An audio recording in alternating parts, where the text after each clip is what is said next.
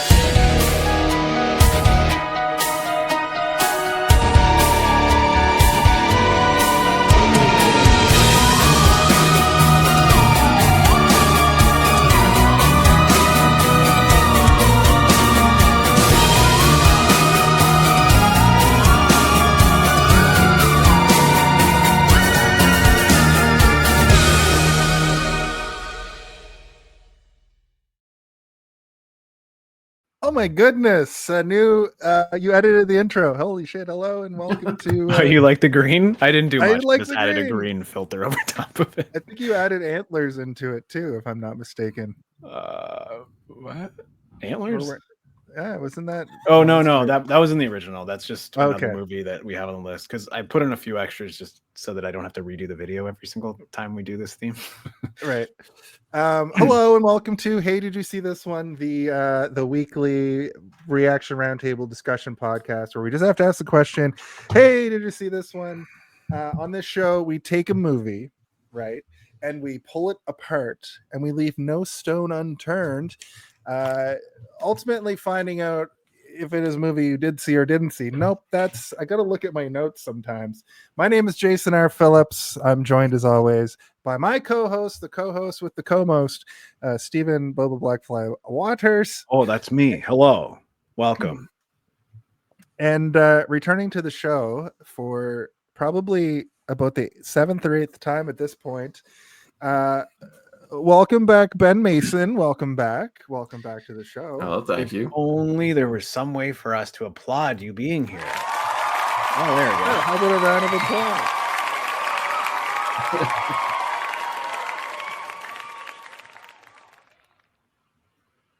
That's right. It's you, and you're here, and we're going to talk about The Movie Exists. Before I get to that, though, this is episode 194. We're getting long in the tooth. We're becoming cryptids ourselves.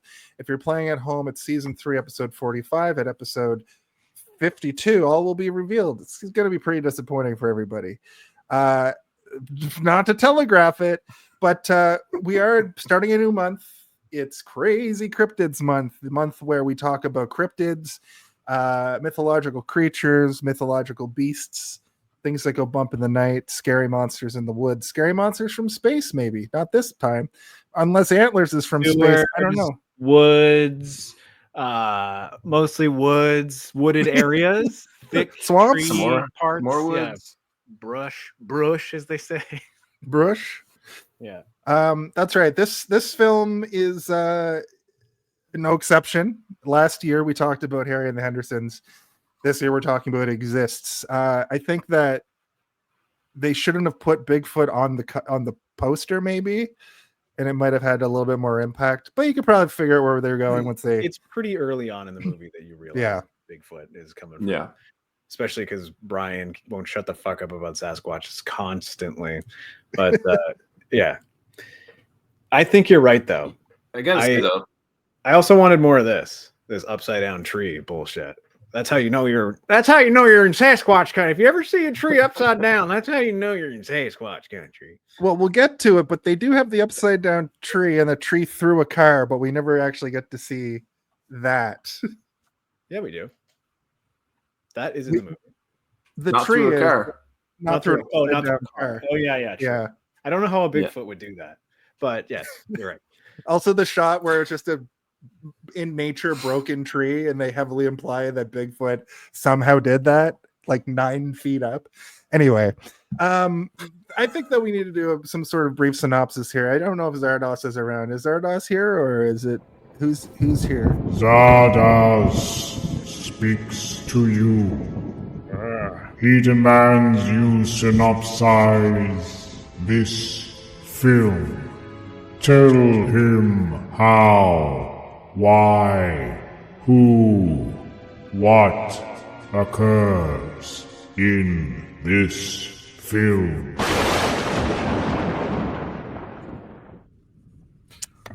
That's right. I didn't really ask anybody if they would prefer to do it, but Ben, since you brought this film to us, do you feel comfortable giving us a brief synopsis? Oh yeah, totally.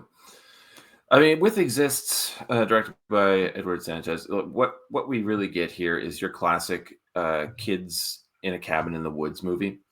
But it is 5 what are probably early 20-somethings, who really knows, heading to a cabin and encounter something in the forest that seems to be out to get them, maybe because of something they did on their way into the forest. It's a classic setup, and you can stick in whatever cryptid you want here, and it seems to work. It could be an actual like monster, it could be a witch, could be a ghost, could be anything. But luckily here we get Sasquatch. Yeah, and it is a found footage style movie. It's paced very similarly to Blair Witch, I found, and I think a lot of the I was reading some people's reactions to the movie online. One of the criticisms I saw was that it was a little too similar to Blair Witch without it being of the era when you could actually scare somebody by being like, this is real.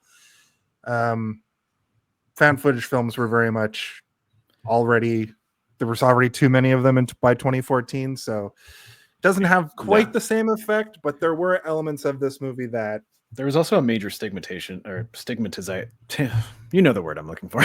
Yep. Stigmatization. Astigmatism when your eyes are fucked. For found footage movies at the time.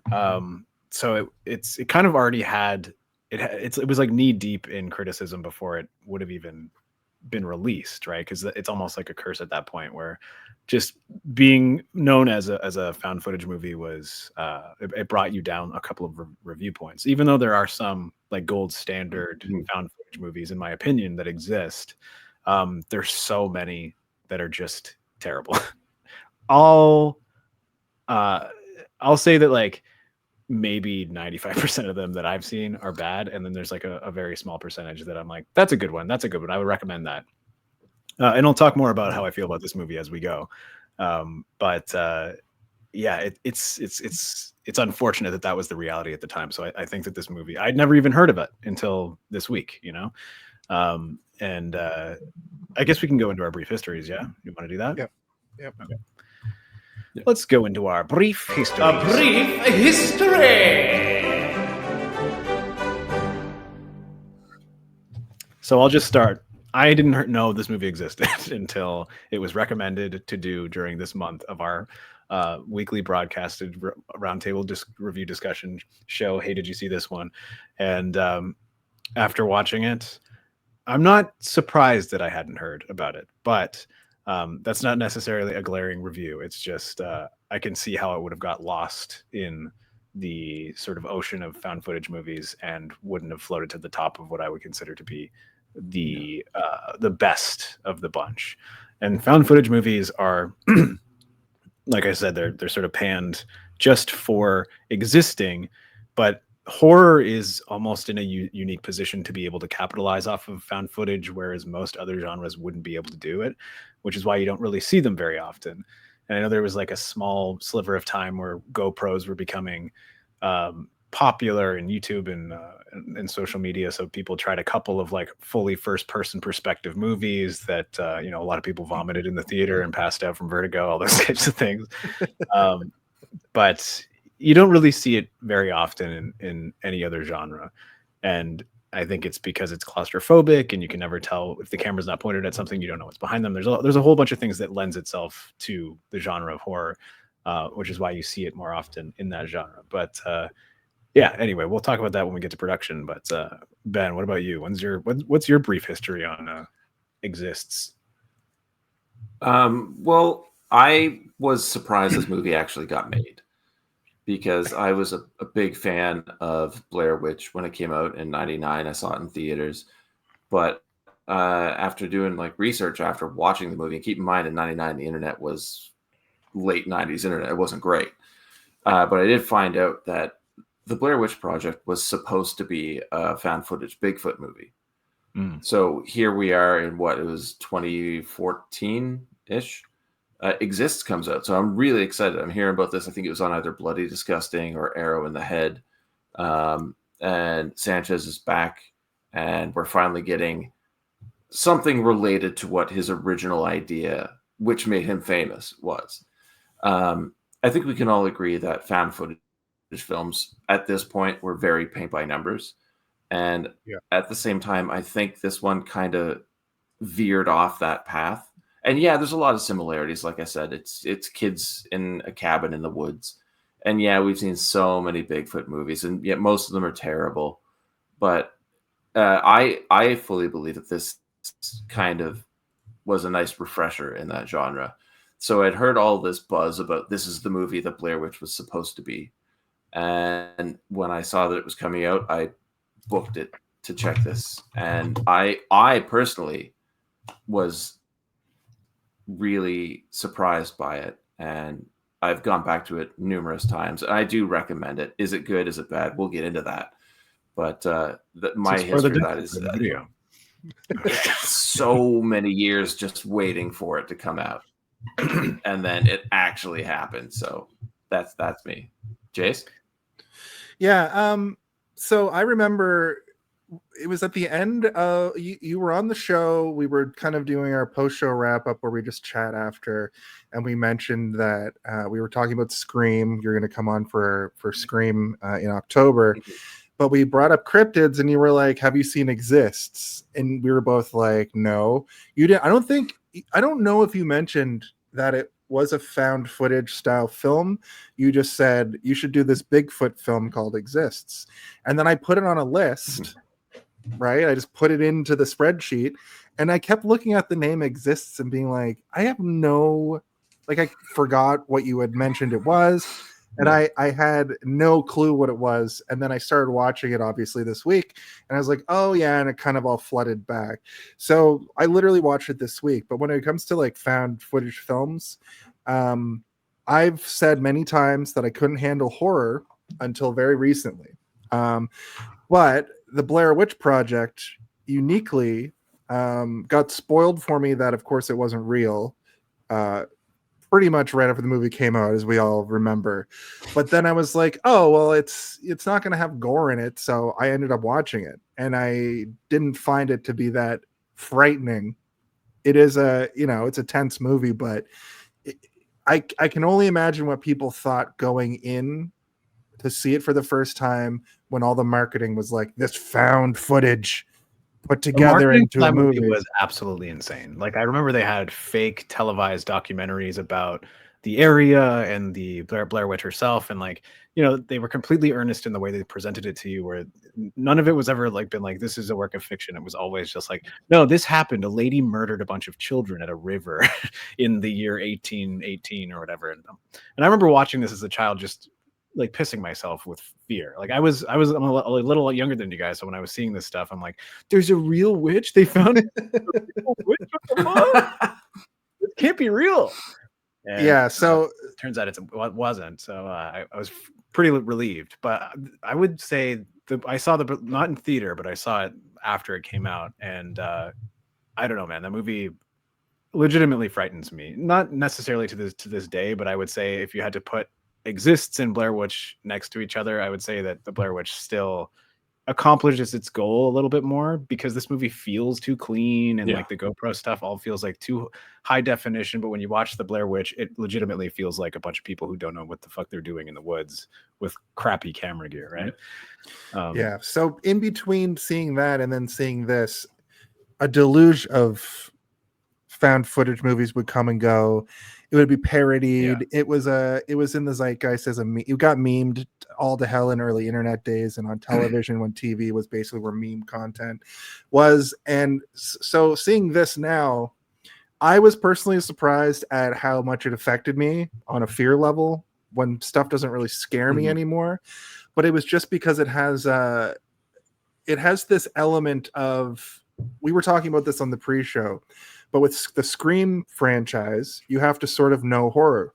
And for this movie, I saw the 5 archetypes of a Friday the 13th go into the woods, and I was like, they're fucked. And they have like the loudmouth girl, the stoner fucking horny guy, for the pretty boy, and like the just other girl, I guess, and the tall athletic guy. We'll leave it at that. And what ended up happening is I was like, do you know what I want to see now? Steve's not going to like this, but I want a found footage Friday the 13th done properly. Yeah, maybe. I don't think it would be bad. I mean, that was something they've been working on for a very long time. That was in development hell for years. It was going to be a found footage film and set in the winter, so we'd see Jason in the snow. I mean, that's what I want. I want to see Jason in the snow, but I don't necessarily want it to be a found footage movie. I think it's just freezing up. It's a cheap workaround for horror movies because it costs so little money, because a lot of the time they're using just natural lighting and in-camera technique to be able to film things without having to spend, hundreds of thousands of dollars on lighting things properly. And you don't necessarily need, you can just have like 5 crappy cameras, and the fact that it's a crappy camera doesn't really matter because it's supposed to look crappy. Which is one of the things that kind of annoyed me about this movie, was that they were saving a lot of money on those costs. But do you want to move over to production talk, and we'll continue? All right, quiet on set. Are we rolling? Okay, let's shoot this piece of shit. Sound, speed, action. I don't remember what I was talking about, but anyway, I think that the genre, I mean, it's not really a genre, it's a subgenre, I guess, but like, again, it's more like a medium than anything else, right? Like it's a deliberate visual style.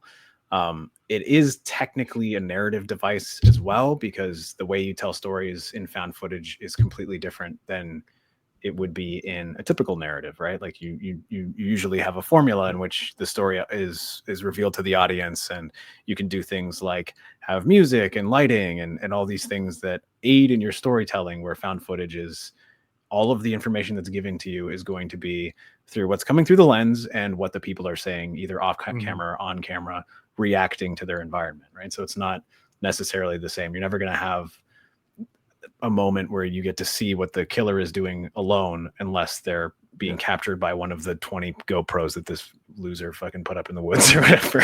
And this has an issue with that too, where there are scenes that end like somebody cut it together like a movie, which was one of my gripes. And also there are times in the movie where you have to make it make sense. Like they do these shots where they the guy's looking and pan across. So you can see there's GoPros like set up in a room or whatever.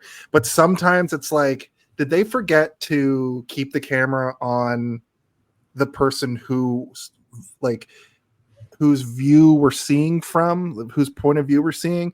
I swear I saw one point where Brian was somehow in the shot, even though he's supposed to be filming. There's because he mentions early in the movie that he attached GoPros to everybody's bags, so like everybody has a GoPro on them. It's like a quick fix to that, where it's like, well, now we can have everybody being filmed because they all have GoPros now.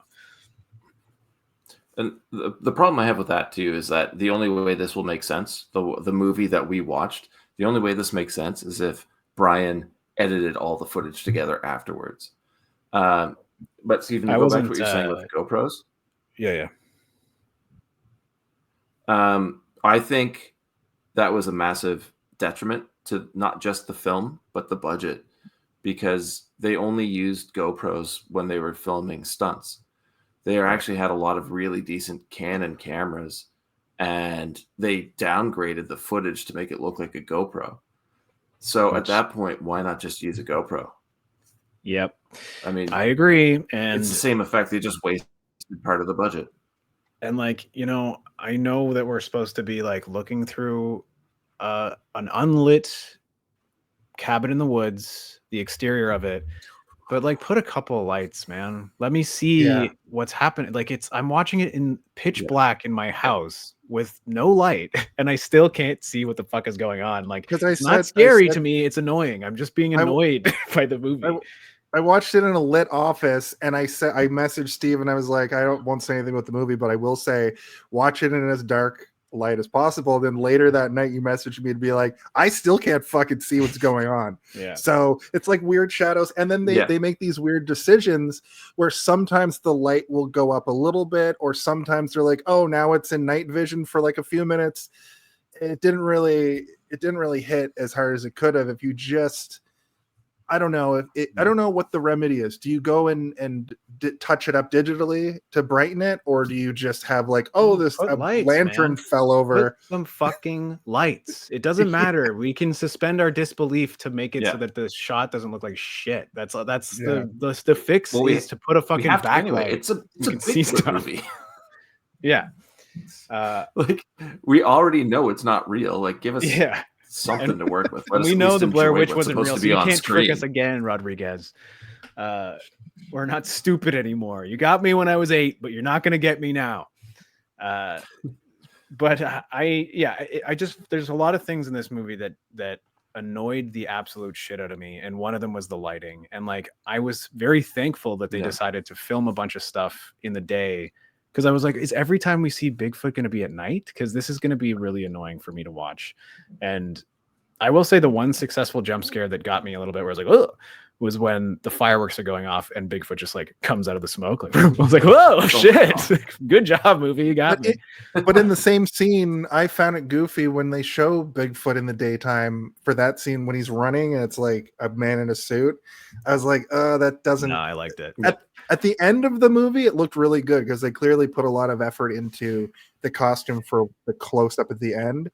But that suit that they use for when he's running in the daytime, I was like, it looked a little bit jank to me. All right, well, I disagree with you on that, but I think the rest of the movie that's fair. That's fine. With the Bigfoot costume itself, they had already cast the guy that played the Berserker Predator in Predators, right? So they had the body cast made, so they just threw the suit together in no time, and he was ready to go on day one. Yeah. I don't know, I don't think we should see as much of Bigfoot as we do. I think that's my big complaint in most Bigfoot movies is that it's not a real thing. I mean, I wish it is my favorite cryptid, but it always looks not great. Like there's some that Yeah. look better than I mean, others, Harry and the but Hendersons looks it's great. something That that- crazy animatronic head was like, I like that a lot. But yeah, fair enough. I didn't think When it comes to comedy, it's different. Yeah. I didn't think the face looked terrible at the end. And like, I was kind of getting really aggravated by the audio work throughout this movie. But I did like when it was kind of wheezing and like out of breath because it's been shot like 6 times. And it was like, and I was like, okay, the audio here is pretty good. And the fact that like he's sort of like also super injured and tired as well. He can't really super focus on it and he can't get it like a very good shot of it. I think it was okay. Yeah. Those things are not the stuff that like my major issues with this movie don't lie there. I think that when it comes to the suit, and I would say like the last like 5-10 minutes of this movie were pretty good. I was like, oh, this is you know this makes up for everything else that I dislike so far up to this point. But I agree, like usually in a horror movie, the less you show, the better it is. But you know, I think showing the corpse and then all the other corpses and stuff, I'm like, this is all pretty effective, and like he's out of his mind. So like, you know, it was kind of all working for me, whereas the rest of the movie didn't work up to that point. But it's almost like it felt to me like this was his idea, right? It was like, I have an idea for a movie and this is the last shot of the movie, and it's going to be so great, and everything leading up to it is going to lead to this. And I think that was really strong, but everything leading up to that point I think was quite weak. I had a couple really effective. My most effective set piece was them fleeing into the cellar, and them like feeling him above them, and then him like breaking in. You know, like that whole sequence that shook me. And then the bit with the trailer. Steve, you mentioned this to me earlier today, where when he jumps down. That should have been like the first time you fully see him. I think that would have been the most effective way to see his full body. And it was a really, I don't know, was it CGI or was that a stunt? Because it looked awesome. It looked good. So I don't think it was CG, but I did say like, you know, I think there are exactly 2 moments in this movie that I liked, where I was like, that's sick. I like that a lot. And that was one of them, where he jumps off the cliff and lands like, you know, sprawled on the open door. I'm like, okay, cool.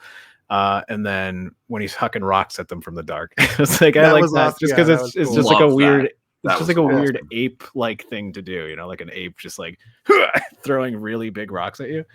That was good. And the trailer rolling shot I thought was like really cool, because like they had to do that, like they had to put people in some sort of rolling box with a bunch of debris inside and fucking mess them up. It worked for me. The things that don't work are what we've kind of mentioned already. Is just like that's just black segments of just black screen. Like, come on. Yeah. There was way too much of that. But I don't have I've got a question for both of you. Yeah. When you watch this, did you watch it with headphones or just like regular TV or computer speakers? I had headphones on. Yeah, because I absolutely love the sound design. Yeah, I had a problem with the sound with of the Sasquatch. I love the sound of the destruction. Really? I think, yeah, it was towards the end where I started to have a change of tune, where I'm like, okay, I get it now. I understand what they're doing with the screaming. But when you first see it up until basically until the end, I found the sound that it made to be less frightening and more kind of grating, where I'm like, this is a bit piercing. I don't like this. Like, it's not scaring me, or making me unnerved. I find it annoying. Yeah. I also hated how much I heard fucking Brian breathing the whole time. I get that he's holding the camera and he would be breathing, but I have an issue with hearing people's bodily noises like in real life. And so having to hear someone constantly breathing and like breathe talking super close into the microphone, I was like, I had to like fiddle with the levels. Like, I can't do That's what I was going to say. I had to keep turning things up and turning things down, because when they're just like huddling, they're talking quietly, but then the monster will come and blast through. The sound level will spike, and you don't want to blow your eardrums, right? So, but I do like the sound design of the Bigfoot was good. I liked it a lot. The crying was especially effective near the beginning of the movie. Because I don't know. I thought so too. Steve told me that Steve is a genius when guessing the little twists in movies. Sometimes, most of the time, I'm sort of a student of film right now, so I'm good at TV twists. I can guess TV, but I didn't know. I thought that the Bigfoot got hit. He was crying because he was hit, but he's like invincible. So the twist of there being the baby, spoilers for anybody who's waiting till the end for the reveal. But I definitely didn't see that coming somehow. The movie did a good job. I didn't guess it at the beginning. I didn't guess it at the beginning, but I was watching it with Danny and I was like, wouldn't it be cool if they ran over Bigfoot's baby? That would be such an interesting idea. And the reason Bigfoot is after them is that it's like his or her young was killed, and like that's why the Bigfoot is so upset. And then throughout the movie, they start to say things that then solidified that in my head, being like, is that actually what's happening? And then by the end, when he's like, I think we did something to it, and she's like, we didn't do shit to him. I'm like, oh my God, they did run over his baby. And then when you see the baby, I was like, vindication. Like, I guessed it by accident this time. So I brought that up because Ben, was it telegraphed similarly for Steve for you, or was it like me where you're going like, why is this just like a slasher Bigfoot? It was just mad because they're in this territory and they fucked him up with a car. I mean, it really could go either way with that, because like there's only ever, well, not only, but for the most part, there's just a Bigfoot. Yeah. But the way it was moving, the way it was running, and everything like that, you just have to assume that wasn't what they hit. And it did sound like mourning as opposed to pain for me. I thought it would have been the mate. I didn't predict the child. Oh. And honestly, I wish it wasn't, because I think when it comes to production values, that thing was horrible. The baby, the dead baby Sasquatch was. I thought it just looked terrible, absolutely terrible. I thought it looked fine. That is the one thing that took me out.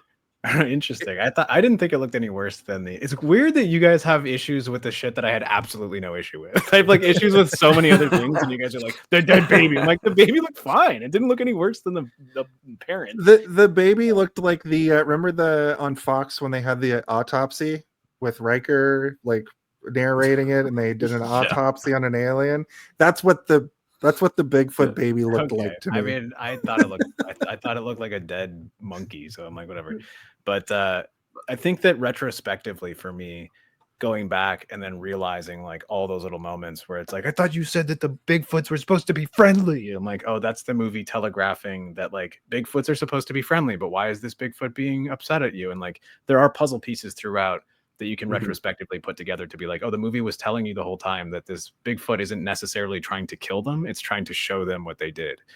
And because it doesn't kill anybody really until I guess it kills the woman at that one point. But it almost seems like it didn't. It was like it was just trying to get in, right? And it was grabbing onto something to get in. But yeah, because it does kill everybody eventually. But it feels like it's trying to just like teach them a lesson. Which you can't really fully grasp until you watch the movie in its entirety, which I guess is a positive about this movie, is that it is giving you enough to be able to solve that mystery as to what's going on. And it's not just a basic slasher film formula where it's a maniac in the woods trying to kill you. There's a reason there. And it is possible to figure it out before the end, which is, I guess commendable. Good job, movie. Yeah. With writing, though, do you think we needed that twist? I don't think so, but I do like the idea that the movie seems to like Bigfoot. Like the movie isn't being like Bigfoot's evil. The movie's being like Bigfoot is just as human as you are, asshole. You guys ran over what you thought was an animal, but you ran over something that meant a lot emotionally to another creature, and it came after you for it. So, the movie is saying something more than just like it's a monster movie. It's like it's not a monster at all. You may look at it as a monster because it's attacking you, but it's only attacking you because you fucked up. Because you guys were trying to burn your brother's beard or whatever while he was sleeping. Oh my We'll God. talk about in a sec. What a weird thing. I don't think we're actually talking about production, so why don't we just go into the body of the episode? Well, I just have one question before we move on to the body. To Ben specifically, do you know what the budget for this fucking movie is? Because there's no, it made in the box office and in DVD sales somewhere between 41,000 and 413,000, but I could not find out how much this movie cost. I can guarantee you. Okay, this is how much the movie cost: 8 GoPros and a case of beer and sandwiches for a weekend. That's how much this movie cost. Yeah. Well, we've been over that when it comes to the cameras, though. I think all of the money went to the cameras. Joking. I kid. No. Well, that's the thing. Like, I think that's where all of the money went. I don't really think these actors got paid much of anything. They already had the cast of the suit. They just added all the hair to it. Yeah, and I did as much digging as I could, and it was under $1 million. But that's the only number I could find. It feels like that though, and I'd never heard of this movie, so I can't imagine that the marketing budget was inexistent whatsoever. It's almost like they were reliant on the fact that like people love the Blair Witch, and people still talk about the Blair Witch Project to this day as like, again, the gold standard for found footage. Also the godfather of found footage, the thing that people immediately think of when they think of found footage, that is the Blair Witch. And the fact that this guy directed the Blair Witch, and when we made this movie, I was like, who the fuck is this guy? And Ben's like, it's the guy who directed Blair Witch. I'm like, oh, okay, that's pretty high praise, actually. Yeah. Well, with Blair Witch, it was what, like roughly $100,000 the budget in 99 numbers. I thought it was less than that. I thought it was like wildly low, but I could be wrong. You might be correct. Yeah, I remember people freaking out because it might have been less than, but I think it was around $100,000 and it made millions. But it came out with enough marketing behind 60K. It. Okay. 60? Yeah. All right. Well, before that was The Last Broadcast, which was a found footage film about the Jersey Devil. And while not great, it really should have been a lot more popular than it was, because this came out with that massive marketing campaign of, Blair Witch, this is a true story, this is a documentary. And I'm sure everybody who did The Last Broadcast was like, well, fuck me then. Like, what was the point of me even trying to do this passion project? I'm just going to get railroaded by... They made up a witch. We're doing the Jersey freaking Devil over here. It's real, man. I was about to once again bring up that episode of the X-Files that's like cops, and I just had crazy deja vu. Oh, yeah. we can probably move on to the body. All right. Sure. The body of the episode. Hey, guys, did you know that since 1967, there have been over 3,000 Bigfoot encounters in the U.S. alone? Did you know that almost all of them happen in the U.S.? Yeah. Globally? Yeah. Nobody's really talking about the... Experts agree the creatures are only violent if provoked, which is a kind of the subject. I wonder if there's like... Because, like, causality doesn't necessarily mean... coincidence, causality, and correlation are all separate things.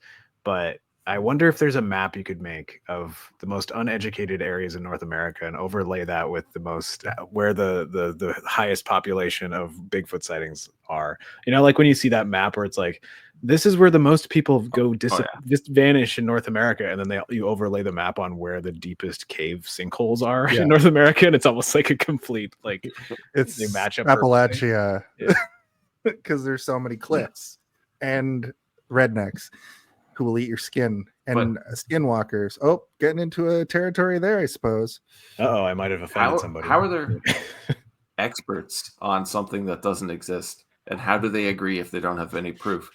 The thing is that this is how I always feel. We used to have a co-host on this podcast, and he loved conspiracy theories, and he loved talking about shit that doesn't exist.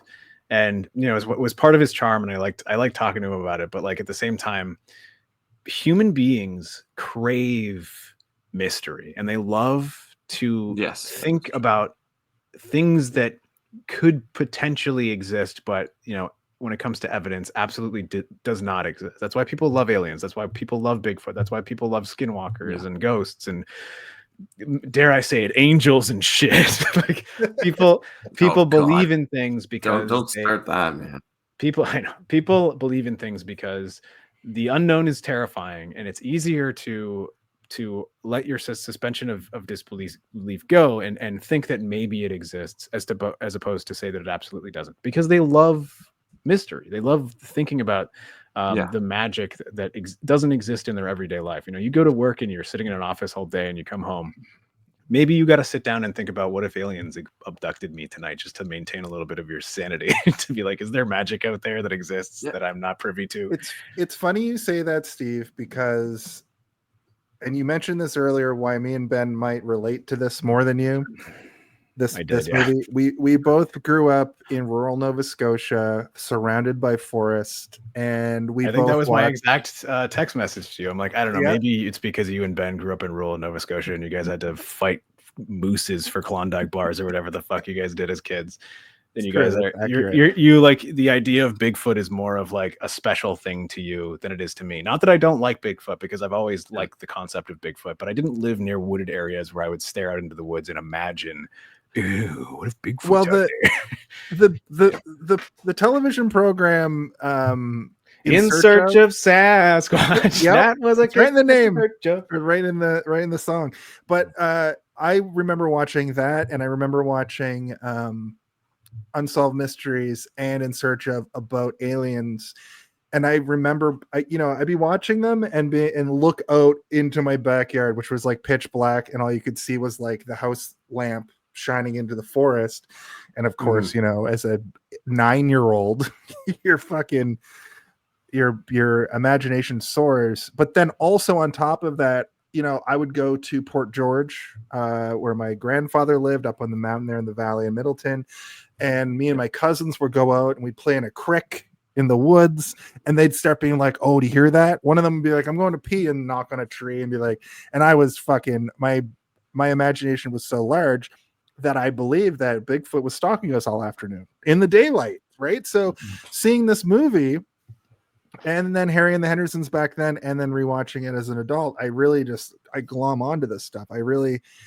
It really affects me in a weird way. So it's funny that you clocked to that, Steve. I assume, Ben, it might be similar for you, right? Oh yeah, like there's so many times I just kind of walked out of the house and just went straight into the woods, and I just venture out and see what's around there. And this is before I was thinking about the fact that there are bears and like wild animals that can hurt you out there. Yeah, but then like hearing a tree snap and then like a rock rolling down the hill and like stopping near your feet, and like, and then a noise going. You just kind of like go back, because like you can't really explain it. It's nothing, but you're like, I don't really know. And then you start watching these stupid shows like In Search of, and like Unsolved Mystery and things like that. Leonard and Nimoy. Kicking out the jams. That did happen. But it just, I don't know.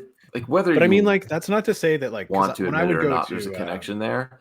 And if when I would go to cottage country and stuff when I was a kid, that's the first thing I would think of, right? Like we would be, as soon as we left metropolitan GTA and the trees got thicker, then you couldn't see anything anymore. You couldn't see any houses. All you could see was forestry going out and out and out. That's when my brain started to be like, I just saw Bigfoot. I just saw Bigfoot. I just saw Bigfoot. Like that was as you're driving, I'm just like, there he is. There he is. There he is. And, like I would tell my sister that I saw Bigfoot and she would believe me. And then but I lied, obviously. But then I would change my brain into being like, I also believe that I did. But really, I just saw a log leaning against another log or whatever. Do you know what's insane about that? At my school in elementary, we used to have something called field day, where like the whole like school grounds were set up into like different things. Like you go out and line dance at one quadrant, or like play a little game of soccer at one quadrant. But they would bring us into the auditorium and turn all the lights out and say, stare off like to where the stage is and let your mind wander. What kind of fucking liberal we never got that. Far out hippie. I remember this so vividly because it happened a few times where they're like, now you're just gonna let your own imagination trip you the fuck out. And I remember, you see, if you stare into darkness, you see like colors and stuff, right? Eventually. Yeah. What an insane thing to make a bunch of kids who grow up in the woods do. They knew just what start shooting elastics at you. Ow! It's just your imagination. Keep staring. Ah! Imagination. Yeah. So fucking weird. Watching movies, heading out into the woods and being like, I can't see anything, but what can see me? Yeah. Well, there's like that innate fear when you have a flashlight and you shine it into the woods and all you can see is the branches and the leaves staring back at you, and then pitch black beyond that. And it's like you can only see about 5 feet in front of you if it's thick enough. That is genuinely frightening, and like that's a good premise for a movie, right? Like, what you can't see is frightening. What's looking back at you? But I think in a movie like this, something like Blair Witch, the tone of it is far more frightening to me. I think because there's like a magical aspect to it, or like a spiritual aspect to it that is beyond it just being an animal. There's something about like them being lost in this maybe time warp or whatever the fuck is going on in the Blair Witch Project that is slightly more frightening to me than a Sasquatch coming for you. Even though I feel like it's more believable that a big monster would be coming for you than a witch being like, I teleported you back in time. But like, it's for some reason more frightening to me. I don't know why. It's more psychological, I guess, where people are going crazy and like people are like running off with a map and stuff. Like that kind of stuff freaks me out a little bit more than just noises in the woods. When they get to after the opening segment where they're just kind of traveling, when they do get to the woods, it's night. And when they're going up the path, you do get a couple sequences that are them shining flashlights into the darkness, and I did kind of feel that even before that, when they hit the original Sasquatch, that happens too, right? Like, and you can you're like, is there something there? And you see something moving, and you hear the noises. But I do want to talk about the fact that these fucking assholes burn this guy's beard as a prank while he's sleeping. What is that? It's absolutely ridiculous. Does this not feel like something that like? I said this to Jason when I was watching it. I was like, this feels like a prank like a pirate would do after like being on the 7 seas for 16 months and he's bored. He's like, I'm gonna light Ted's beard on fire. Because like, who does that when they're bored? It like burns people's faces. This is just I'll agree. It's poor writing. It's bad writing. I also feel like other pranks you could do. I also feel like Brian could have been played by Charlie Day. This actor reminds me of Charlie Day a lot. Originally, nobody liked these characters in test screenings. I still don't like them. I know, but imagine how bad they used to be. They must have. So when you get to the point where like, do we just cheer for the Bigfoot because we hate everybody else? But the thing is like they're not hateable enough that you want the Bigfoot to kill them either. It's almost like I had no emotion towards them. So I'm like, I don't care if they die. But I don't necessarily want to see them die either. There was no part of me that was rooting for the Bigfoot, and there was no part of me that was rooting for them either. And I think that's one of the detriments of this movie for me, is that like they were all so unlikable that like I wouldn't care if they died, but they weren't hateable enough that I wanted to see them die either. So I just didn't care about them. They definitely felt like did you find that any of these people? Sorry, you guys are both talking at the same time. I didn't hear what you said. I was just gonna say they felt like a paint by numbers like slasher movie. Sorry, slasher movie cast. They felt like the cast from The Faculty. Fair. Just the five, Yeah, except the cast from The Faculty are interesting and better actors. What were you gonna say, Ben? Did you find that any of these 5 people were believable as friends? No, I didn't. That was another thing that was a detriment to this movie for me, is that I didn't even believe that those two were brothers, to the point that I was questioning whether or not they were brothers the entire movie. I'm like, are they brothers or are they just friends? Like, what the fuck is this dynamic? Because I think I might have missed some information. I think they're brothers. I think that was mentioned, but they don't act like brothers. They act like people who don't even fucking know each other. which I'm pretty sure that's what it was. These actors probably had no test screenings together or like test, chemistry tests together or whatever. Like on-screen chemistry. It was just like, no, we're just going to throw them in and it'll be fine. They all just felt like they were pulled out of different worlds and put together into this this van. I buy Matt and Todd being like bros because they're both bro style characters, but they don't really even interact with each other that much. There's like one scene where they interact where he's like, I'll go, and he's like, no, I'm better on a bike than you, bro. That's no offense, I'm just better at biking, bro. And I'm like, oh god. Well, Matt seems like the honorable character, but he doesn't do anything really honorable except for when he's like, I'm gonna take my bike, I'll get out of here, it's faster. Like, well, okay, that makes sense. He's kind of thinking for everybody at that point, but like I don't see him as being friends with like the classic jock character of Todd. Like you said, Stephen, like him and Brian, I guess they're brothers. Eventually, they just tell us that. But like, you'd think you would stop your friends from setting your brother's face on fire. Yeah, I wrote one of my first notes is first real jump scare is a car horn. These girls suck so hard. I hope they get ripped in half. They don't. Elizabeth dies by like just getting pulled. Like I think she had a skull fracture. I think that's how she dies. Well, I think he's choking her. He picks her up by her throat and is just holding her or whatever. Yeah. You don't really see it. She ends up. I figured happened. She's on the ground breathing, and then she just isn't. Yeah. Like that's the more we're talking about thing. this, the more I'm siding with you. The thing is like when she dies, the whole time I keep saying out loud, "Is she dead? Is she dead?" I think she's alive, maybe, but then like you figure out she's dead later when they're like. They sleep all night with her corpse, I guess. And then they get up and they're like, we'll come back for her body in the morning or whatever. And you're like, okay, so she did die. But like, there's never a moment of confirmation where you know for a fact that she is dead. And the fact that they're just even pulling her around. Anyway, we're jumping way ahead. We should probably just talk about this car arriving. They hit a Bigfoot. He checks the footage and he sees that they hit something. They can't tell what it is. And then they get to as he's looking at the footage, to us, we're like, oh yeah, that's clearly a Bigfoot that he's hitting. There's no question about it in my mind. He's hitting a Bigfoot. And then they arrive at the property.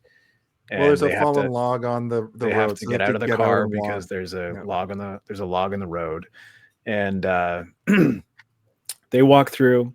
And we also skipped the fact that they buy a bunch of fireworks on the way. There's like a little moment of them buying fireworks, which I forgot when the fireworks appear later in the movie. I was like, the fuck? Do they telegraph that at all? But it's in the opening scene of the movie, I guess. Yeah, I did not forget, and I was wondering why the fuck are they not shooting fireworks to like flares? My whole thing with this movie is it's so poorly lit. Throw some fucking Roman candles out there, get some light in the forest, man. I can't see shit. A Roman candle lighting Bigfoot would be so cool, I think, as like a shot. That would be. It's like coming towards you, and Roman candle goes closer. I have a feeling that they wanted to do that, and they couldn't figure out how to get it to work. So they're like, we're just going to use them as signal flares at the end, because like they probably had an idea of like Bigfoot chasing, like imagine like Roman candles like just whizzing by Bigfoot, and you just catch glimpses of it. Like that would be really cool. But this movie, unfortunately, doesn't do a lot of cool shit. It has a couple of cool moments, but there's so many things that it could do that it doesn't. And you were so ready for us to make you like the movie, but you're making Ben hate the movie. I'm pretty the same. I'm not trying to. I'm just explaining my position, guys. Maybe I should have been a lawyer. Here's my evidence as to why this movie is a pile of shit. Exhibit A. New Jersey accent. Yeah. Well, I'm the Jersey Devil in a suit. It's coming this fall to NBC. Your Honor, I'm just a small town devil from Jersey. So they get the to devil's the cabin. Paralegal instead of advocate. Yeah. They get to the cabin, and it looks like many a cabin that I've been to in my life. The interior looks a lot like the cabin from Cabin in the Woods or The Evil Dead or whatever. Insert cabin movie here. It is atrocious looking inside. There's more leaves inside the cabin than there was on the deck outside the cabin somehow. But they also find a little piggy. a big hairy pig inside the cabin. And also I'm already kind of primed to be like, oh, I kind of feel bad for this Brian guy. I guess he's the fifth wheel in the situation because the girl in the back keeps massaging Matt. So you're like, oh, they're together. And like, you know, the montage at the beginning, you can see them sort of like kissing on each other. The other two are kissing and he's just there filming it all. But then he jumps on the bed, makes a giant dust cloud, and then starts jerking a flashlight off like he's fucking something. And I'm like, okay, don't like you anymore. That character. You fucked up, Brian. Friday the 13th movie. Great. Oh, Brian. Also, I wonder why you don't have a date to the cabin, Brian. Maybe is it because you go up to women and pretend to jerk a flashlight off, you pervert? We also find out around this time that they're not supposed to be there too. Like the uncle's like, do not go to my cabin. And they're like, fuck that. And that's why it's so run down because people haven't been there in it looks like 20 years. I don't think we learned that till later, no? Okay. We learned that when they're like, I have to say, the car got fucked up or whatever. I think like after that. Brian, I could tell immediately was going to be the only person with a character arc. Because yeah, okay, go ahead. Sorry. No, it's just like he's annoying, but everyone's kind of picking on him and shutting him down, but they're not doing it to each other. So immediately putting all the focus on this one character, and then you're like, oh, I kind of feel bad, like you were saying. And they just something like that. And then immediately you take on the same perspective as the other four. Yeah. And like, this is actually, I think, intentional. Does it make me like him? No, he's horrible. Makes me dislike him. Yeah. But I can see what they're going to do with him as the movie goes on. Yeah, but they don't. So I think it had purpose. It's just frustrating. Yeah, they're showing that like there's a reason why he is alone, and there's a reason why people are picking on him. He's an annoying character, and he's there because he's the brother of Matt or whatever, right? So he's just tagging along because they probably feel bad for him, but at the same time they treat him like shit. My issue is that like you learn this, but then there's so many more pieces of evidence that he is actually a piece of shit that I'm like, the movie is pushing too hard on him being a piece of shit, especially because I know that by this point he is the perspective character. We're not going to see him die first. It would be interesting if they killed him off and one of the other characters decided that they had to, you know, become the filmographer throughout the rest of the movie. But I didn't think highly enough of the movie to be able to pull that off. So I'm like, he's going to be the one that survives. He's going to be the last one alive, probably. And the final Charlie, if you will. Well, Danny at one point was like, I hope he dies first. And I was like, Danny, I hate to break it to you. He's going to be the only one to survive. He's the cameraman. He's found footage movie. Yeah. He might die, but it won't be first. It's going to be last. And, you know, that does prove to be true. He does not die and he is the last one alive, but he doesn't really have a heroic arc in any way. He doesn't do anything that changes how I feel about him throughout the movie. The only thing that he's there to do is have weird bits of exposition that are dumped and to be the commentary. Like he has to comment on what's happening to fill in any kind of blanks. Like if they were doing a test screen of this movie and people are like, I don't understand what's going on, they'll be like, write a note, have Brian say this at this point so that people understand what's happening. And that's kind of what he felt like to me, was just like, he's the perspective character, but his perspective is vapid and annoying and doesn't evolve throughout the movie. It stays the exact same. He doesn't have any kind of real growth. But I mean, I could be wrong. If you guys can change my mind on that as we talk through the movie. But I think none of the characters grew. None of the characters had arcs. A lot of them were acting completely differently from scene to scene, where like, oh, this is the kind of arc that this person's going to have. Oh, wait, no, they're acting completely different to this scene from the last scene. So, which is realistic. That's how people are in real life. But you're watching a fucking movie. Like, you need to have consistency in order for people to be able to follow what the fuck's going on.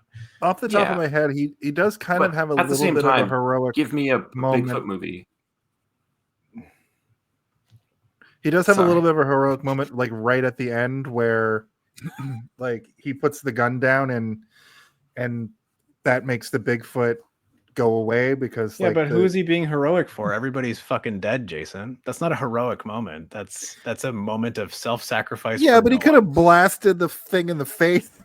I know, but what I'm saying is, like, typically a heroic moment is a moment of self-sacrifice in order for you to show that you are You're lowering yourself in order to save people, in order to do something for the greater good. But in this moment, he's giving up. So that's a good point. I don't think that I would consider that a Yeah. heroic But if moment. you- I would say that it's a selfless moment because he's willing to not kill the Bigfoot because he realizes what he's done is wrong. But I wouldn't say it's heroic. Character-driven cryptid films aren't exactly a thing. So You ever by seen what Lake Placid? measure are Betty you White? comparing this Come to? on, baby. Yeah. But seriously though, like look at all the Bigfoot films out there where you're like, Bigfoot is just kind of like a background obstacle that we're dealing with right now. But this movie is really about this guy named Jason. Like they don't really exist. They may one here and there, but I don't think anybody's wanting to watch a film about like a Bigfoot movie because they want to follow this character's journey through his encounter or her encounter or their encounter with a Sasquatch. I think people are there to see the horror of the interaction with this fabled monster. Now, as film fans, like we all are, kind of what you're describing, but that's a family fun romp. exactly. Yeah. It's not now, really with the three of us, I think it makes sense. Of Cryptid family comedy is a very welcome genre for me. Yeah. But with the way we look at movies is different than the way that people look at movies when these movies are directed for those people, directed to those people. I think there's like a lack of awareness for the viewer who really enjoys movies about Bigfoot. They tried really hard with the Mothman prophecies, but I don't think anybody really sided with Richard Gere in that movie. Yeah. They tried, and I think that's kind of why the movie failed. They should have focused more on the monster. So I think when we're really concerned about believable characters or dialogue writing in that sense, when we're dealing with horror films of cryptids, we're kind of not really giving the movie a chance because it's never going to give us that. I don't disagree with you. But when because like you look at something like The Blair Witch, where every single one of those characters is fully formed by the end of the movie, and like you understand who they are and you understand their attitudes towards one another and why they're acting the way they are to each other. Whereas, and that, like, you know, I've used the term already, the gold standard of found footage, whereas like The Blair Witch does an excellent job of everything that it's trying to do. Whereas I think this movie, I can forgive a movie for having unbelievable characters and me not rooting for any of the characters or going through a journey or an arc, as long as there's other things to placate me, to make me feel like I'm invested. But like, there's a lot of other things lacking for me in this movie where that is just another thing that is bringing the movie to a point where the ship is sinking. And I'm like, I'm not enjoying this. And there's nothing really for me to grasp onto. Like if Brian was funny, like if he was a very funny guy and was doing things that was making me laugh the whole time, then maybe that would bring it up a little bit. But there's moments where it seems like they're trying to be funny, but I'm like, this isn't funny. Like, oh, it's funny that he's lighting a joint. That's not comedy, guys. That's not a funny thing. If anything, that's going to make what you experience through him even more terrifying, because now you're all stoned and a Bigfoot is attacking you. You want to dip your toes into Lake Placate, I think. Maybe I should have smoked a whole shitload of weed before I watched this. I would have probably been more freaked Whoa, out. man, he's smoking weed and I'm stoned, which is a way that I used to watch films as a teenager. Wow. And as a 20 ager and as a 30 ager. Yeah. So these guys go to sleep and Brian's up and he hears something crying and they speculate it may be the thing they hit. And I actually at this point I felt bad because I didn't know what was coming. And then it makes me feel even worse knowing what ends up happening. And the next morning they get up, they check the car, they find some fur, which is the trope of all tropes for a Bigfoot movie, I think. I think in every Bigfoot movie you have to find some bloody fur. Oh my God, Brian was shaving his pubes on the front of the car again. Brian, you sick fuck. Stop shaving your pubes. He shaves his pubes everywhere. He's a regular talk- Sasquatch. Sasquatch. Sasquatch. Sasquatch. That might be a thing I write down. Yeah. Actually, you just said something, Jason, that made me be like, oh, that would probably be an interesting found footage movie. The Thing, like, if like not necessarily like just like what are other sort of situations that a found footage movie would be cool in, and I'm like, oh, Yeah, the The Thing would be Thing, cool. yeah. Imagine they had like security camera Yeah. footage and stuff, like, you know, interspliced between like the security guards have body cam for whatever reason. You've got a bunch of different, you know, scientific research cameras and stuff. Like, there's a whole bunch of stuff that would make sense for cameras to be in there. That would be pretty cool. Maybe we'll save that to the end and we ask, like, what would you like to see a found footage movie done of? Because there's been so many, and there's a couple of good ones that I'd like to talk about later, but let's keep talking about this movie for now. I also wanted, we didn't talk about a production talk, but it's not really a score. It's more like it's not melodic score. It's like the sound design of what the score would be. I thought was pretty good. There's a couple of moments of music in this. Yeah. Which I think it's used sparingly enough that, like, okay, that's why, like, they're not going to do it because it's found footage. It wouldn't make sense unless, like you said, Ben, like, he fucking edited it all together and he's like, I'm going to put sad music at this part. Yeah, exactly. Because that's when all my friends died. Yeah. But there was a score moment at this point where it started to make things feel kind of scary. And I actually made a note here about how this is before you said this to me too, because I watched it on 2 separate days. This reminds me of going to Port George with my cousins and them fucking with me when I was like 8. And then I think there's a random Wilhelm scream in the sound design, which I was confused about. Like, I did not hear it, and I have like a No, me sixth sense neither. for Wilhelm screams, so I don't know. Maybe I missed I think it. it was. But I think it was Wilhelm Scream 2, not the. I have main both one. of them burned in my brain, Jason. All right. They're both in all the Star Wars movies and all the Indiana Jones movies and all the Lord of the Rings movies and everything Peter Jackson and Steven Spielberg has ever made. But did you guys find that when the kids are like having like that swimming moment, they go swimming that afternoon, it kind of just reminded you of like in Friday the 13th part 1 or part 2? Yeah, it seemed When like they a just go modernized swimming. version of Yeah. like skinny dipping or whatever, and I didn't have a problem with that. But I do have a problem with GoPro footage. Like, I don't even like watching people on their bike on TikTok and stuff. I scroll past those videos because, like, if I watch them for too much, I start to get nauseous. And well, this movie, a couple times I started yelling like, focus, yelling at the TV like, I'm gonna barf over here. What the hell's happening? My TV's too big for this bullshit. It was a little. He's supposed to be like an experienced camera person. You know, he's got very expensive camera equipment. He's got a million But he's GoPros, like- but he just can't fucking hold still for the life of him. And you think that smoking that much weed, he'd have a steady hand. What the hell?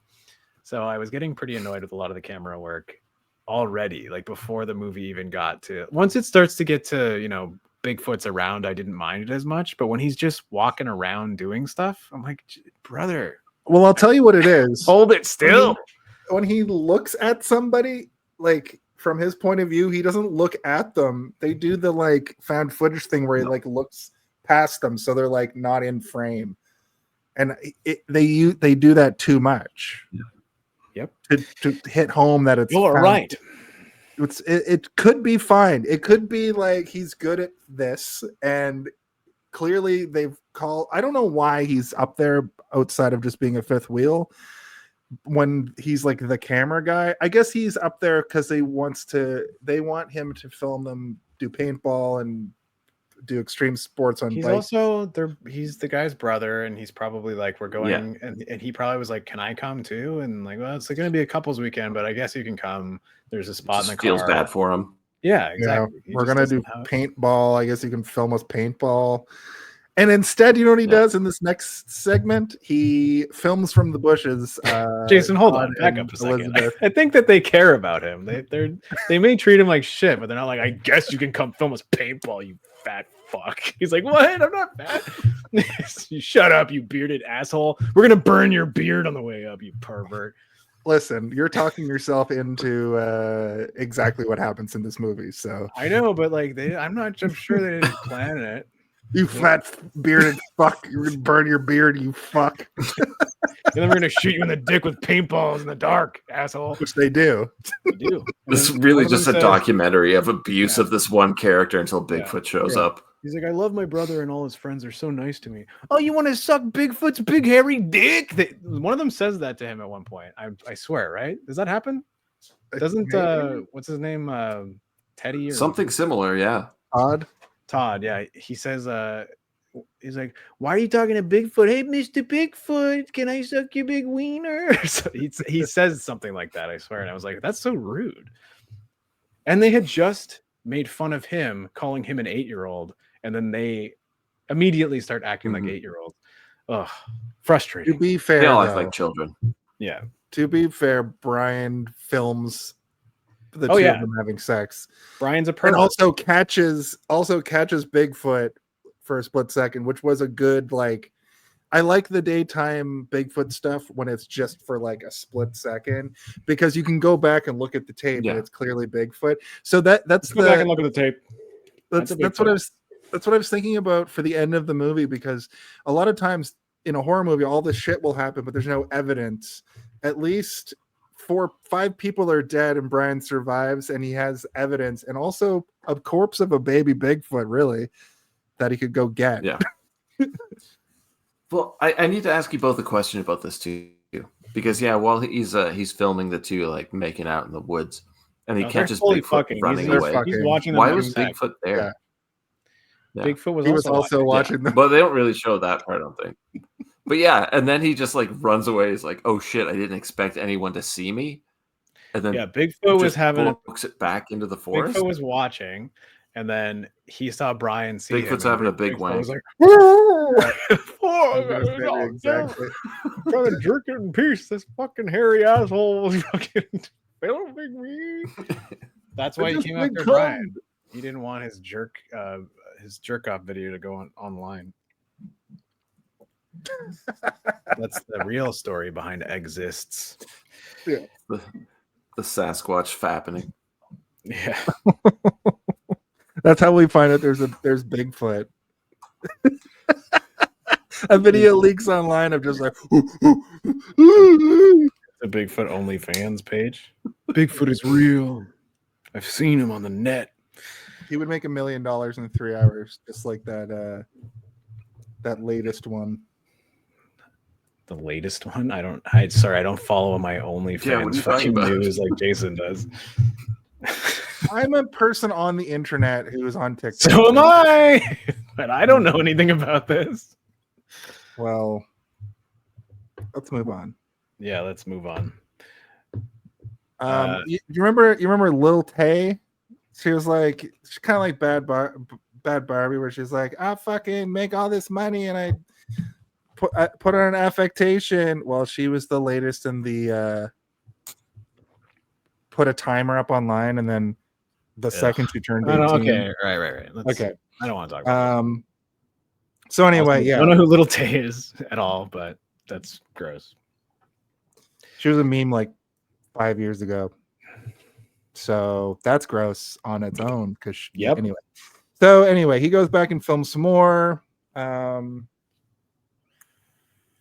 They talk about the uncle seeing stuff a little bit, and I think this does. Oh, I'm just alone. Hey, what's up? Yeah, this is an intervention. It's a reverse intervention where I just have to be faced with you have myself. to confront yourself, yeah. Yeah, so it talks about the uncle seeing stuff. We go to the nighttime. Brian's getting baked out of his tree, screaming into the woods. There was also a scene before this where Brian is like showing all of his lenses, which I thought was really funny. And they're like, come on, we're going to fucking do something. He's like, I'm just going to put all my lenses away. So those were just GoPros. He was putting them into like waterproof containers and shit. Right. Yeah. It would have been more interesting if he was showing lenses, because then it would have shown that he knows anything about photography, but he doesn't. That's why the movie looks like ass the whole time. So really it can just be blamed on Brian that the movie looks bad, right? Yeah, I blame Brian, just like everybody else blames Brian for everything, including when they're like, I thought you said that Bigfoots were supposed to be friendly, Brian. Like Brian's like, I just read it in a book. I don't know. Yeah. I know this about Bigfoot is you. Yeah. But he's out screaming in the woods. The one girl comes out and's like, "Can you shut up, please? Stop screaming in the woods, you stoner." And then some time She's way elapses. more pleasant than that. She says, Right. "What are you doing?" It's kind of like a nice moment. It's not like if it was me, I would have went out and be like, "Brian, shut the fuck up. What are you doing?" But she was like, "What are you doing out here?" They do. Actually, there was one thing that I wanted to say. When he's looking at the Bigfoot footage of them hitting him on the car, he sees that they're burning his beard, and he says, "You guys burnt my beard?" And the like redheaded girl says, "Shut up, Brian." Like, she's like, "What the fuck?" But you just burned my beard. I caught you. And it's like, "Shut the fuck up." It's like, holy shit. This also during that actual moment in the movie, what they hit the Bigfoot, and he wakes up and he's like, "Something's burning. I think the car's on fire." And I laughed out loud at that. I thought that was funny because his beard was burning. What a horrible smell you're creating in the car. Also, have you ever smelled burned hair before? It's awful. Idiots. Oh, it's absolutely savages. But imagine you pulled a prank on somebody that was so mean and rude, and they caught you, and then you told them to shut the fuck up. Like, you just yelled at them. Like, that's crazy. That is insane. And then 12 hours later, they hit you with paintball pellets in the night. Well, she didn't do that, but yeah. No, but that's what happens. That's what happens here. Anyway, she dies first, so it's fine. But they hear a horrible sound and they flee to the cabin. And I wrote, this movie may be better enjoyed at night before this next sequence of things happening to them in the night, and it's pitch black. As you wrote that, I was writing to you on Messenger saying, it's not. Somehow. I'm still not scared, even at night, and I can't see anything, and it's more frustrating than it is unnerving. I have like a huge window in my living room, and it's just like blasts light in there. So if I watch things that are dark, I just can't see them during the day. So I often don't really do stuff on my TV during the day until the sun goes down, unless it's super bright. And even in a pitch black room with all the lights off, I could still barely see what the fuck was going on in this cabin. Even though they have night vision mode, they've shown it. Just turn it on. Just fucking turn it on. Yeah, man. I was curious about that too. Like, when do they decide to do that? It just seems to happen randomly. They run into the cabin, they turn all the lights off. It's like as he runs into the cabin, the lights are on, right? So he switches from night vision to regular, and then they turn all the lights off, and he doesn't turn the night vision back on. So like logically it makes sense because he just forgot to turn it back. He's probably not looking through the lens or whatever. He's more concerned about the Bigfoot outside. But then he's sticking it through the window, and you can see the red light on his camera or whatever. Because at first I'm like, is that a fire? And I was like, oh no, it's the red light on the camera. And then, but he does it a couple times, and it's the reason structurally in the movie is because they want to turn it on to have a reveal, right? Like that's why they don't turn it on for the scene, is because they want to have them turn it on and have like a big like whoa moment, which it didn't. This whole. I know Jason, you said the sequence is like you liked it or whatever, but I didn't. It wasn't effective to me. I liked when he turns it on and then he's right outside the window. I was like, that's kind of cool, but like, it didn't freak me out. It didn't do what its job was to be a jump scare. But like, I'm so expecting it to happen that I'm like, there, yep, okay. And because there's no music or anything as well, they can't have that like ring. But like, do it. Just subtly have something there to freak you out a little bit more. It doesn't have to be a musical sting, but it can be a sound effect jolt to make it more impactful than just like a roar outside a window. Yeah. Like showing the night vision of like the forest, I thought was effective because they just heard a noise nearby, at least. So yeah. I mean, it wasn't for me, but like I don't know. Maybe I'm just impervious to the found footage effect now or something. But like again, there's a couple moments in the movie that did effectively get me where I was like, whoa, I didn't expect that. Yeah, there are points when you should be using like the night vision, and the reveal of like the eye looking down between the boards, that's great. But when you get things like later on, which I'm not going to get into yet, but like when you're just doing it so you can see the person next to you that you're talking to, there's no point of actually having it on. Then it becomes for strictly the audience of the film. And if you're Yeah, really yeah. paying attention to things like that as you're watching it, it completely removes any suspension of disbelief, because now you know they're just catering to you. So you have to be so careful with this, and they really do drop the ball in this movie. A simple fix would be like, oh, I have this night vision, let's pop it on and mess around with it or something. Like, he has so many cameras, why doesn't he just have like a stupid, like, Tom Clancy night vision camera he got from his uncle or from a army surplus shop or the internet? Well, the thing is, the cameras all have it on there. So like, if he's in pitch black, you would turn it on as a flashlight of sorts, right? Like, you would be, because I used to have like a little DVR camera, and like, if you're in a pitch black room, you can turn on the night vision and you can use it essentially as night vision. Like, you can use it like a night vision goggle, and you'd think you would do that. And the thing is that like, in this, it doesn't seem to be true night vision, because when you film people in night vision, they look fucking ghoulish. Like, if you get too close to someone's face, you can see like the veins in their face and shit. Like, it's actually kind of legitimately frightening. So it's some sort of muted version of that. But yeah, I mean, you're right. It's like it's there as a tool, right? Because we're watching a movie, and they have to try and cater to the limitations of what the narrative is, which is like, it wouldn't make sense for the GoPros all of a sudden to have night vision, like the ones that he set up stationarily. But like, he said he set them up all over the woods, but you only see one. You see the one that he put up outside the staircase, and you don't see any others until the end, where there's inexplicably one set up inside the fucking RV. So like, they didn't know that was there. Yeah. He didn't put that. Why is there one Exactly. there? Yeah. Stumble upon it. And then it goes back to what you were saying before about the fact that he would have had to have gone back, collected all of those cameras to edit all of the footage together. Yeah. I don't really mind that so much, because it's like, this is more like the ghost of us. We are the ghost watching this footage is able to switch to whatever camera we need to or whatever, right? I don't mind it as much.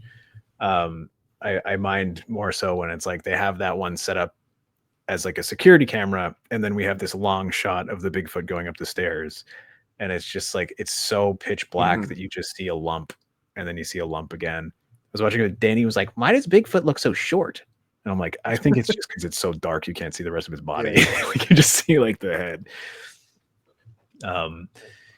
It's weird. What I watched, you could actually see it quite clearly.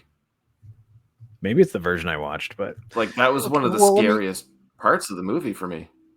Do you own it on Blu-ray or DVD or something? I do, yeah.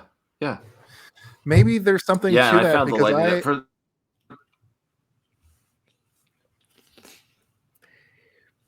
Yarr, you guys both. I sailed the 7 seas for it, but I did watch it in 1080p, and it's still like, I don't know, the dark scene. I thought I watched the same version Jason watched, and Jason and Danny watched the same version that Jason watched. So you might have a better well lit quality version than what, because like I was having some problems over here, but I couldn't find. Actually, you know what? Danny didn't watch the same version. Danny found it on Tubi. So Danny watched it on Tubi. I watched the version that Jason sent me.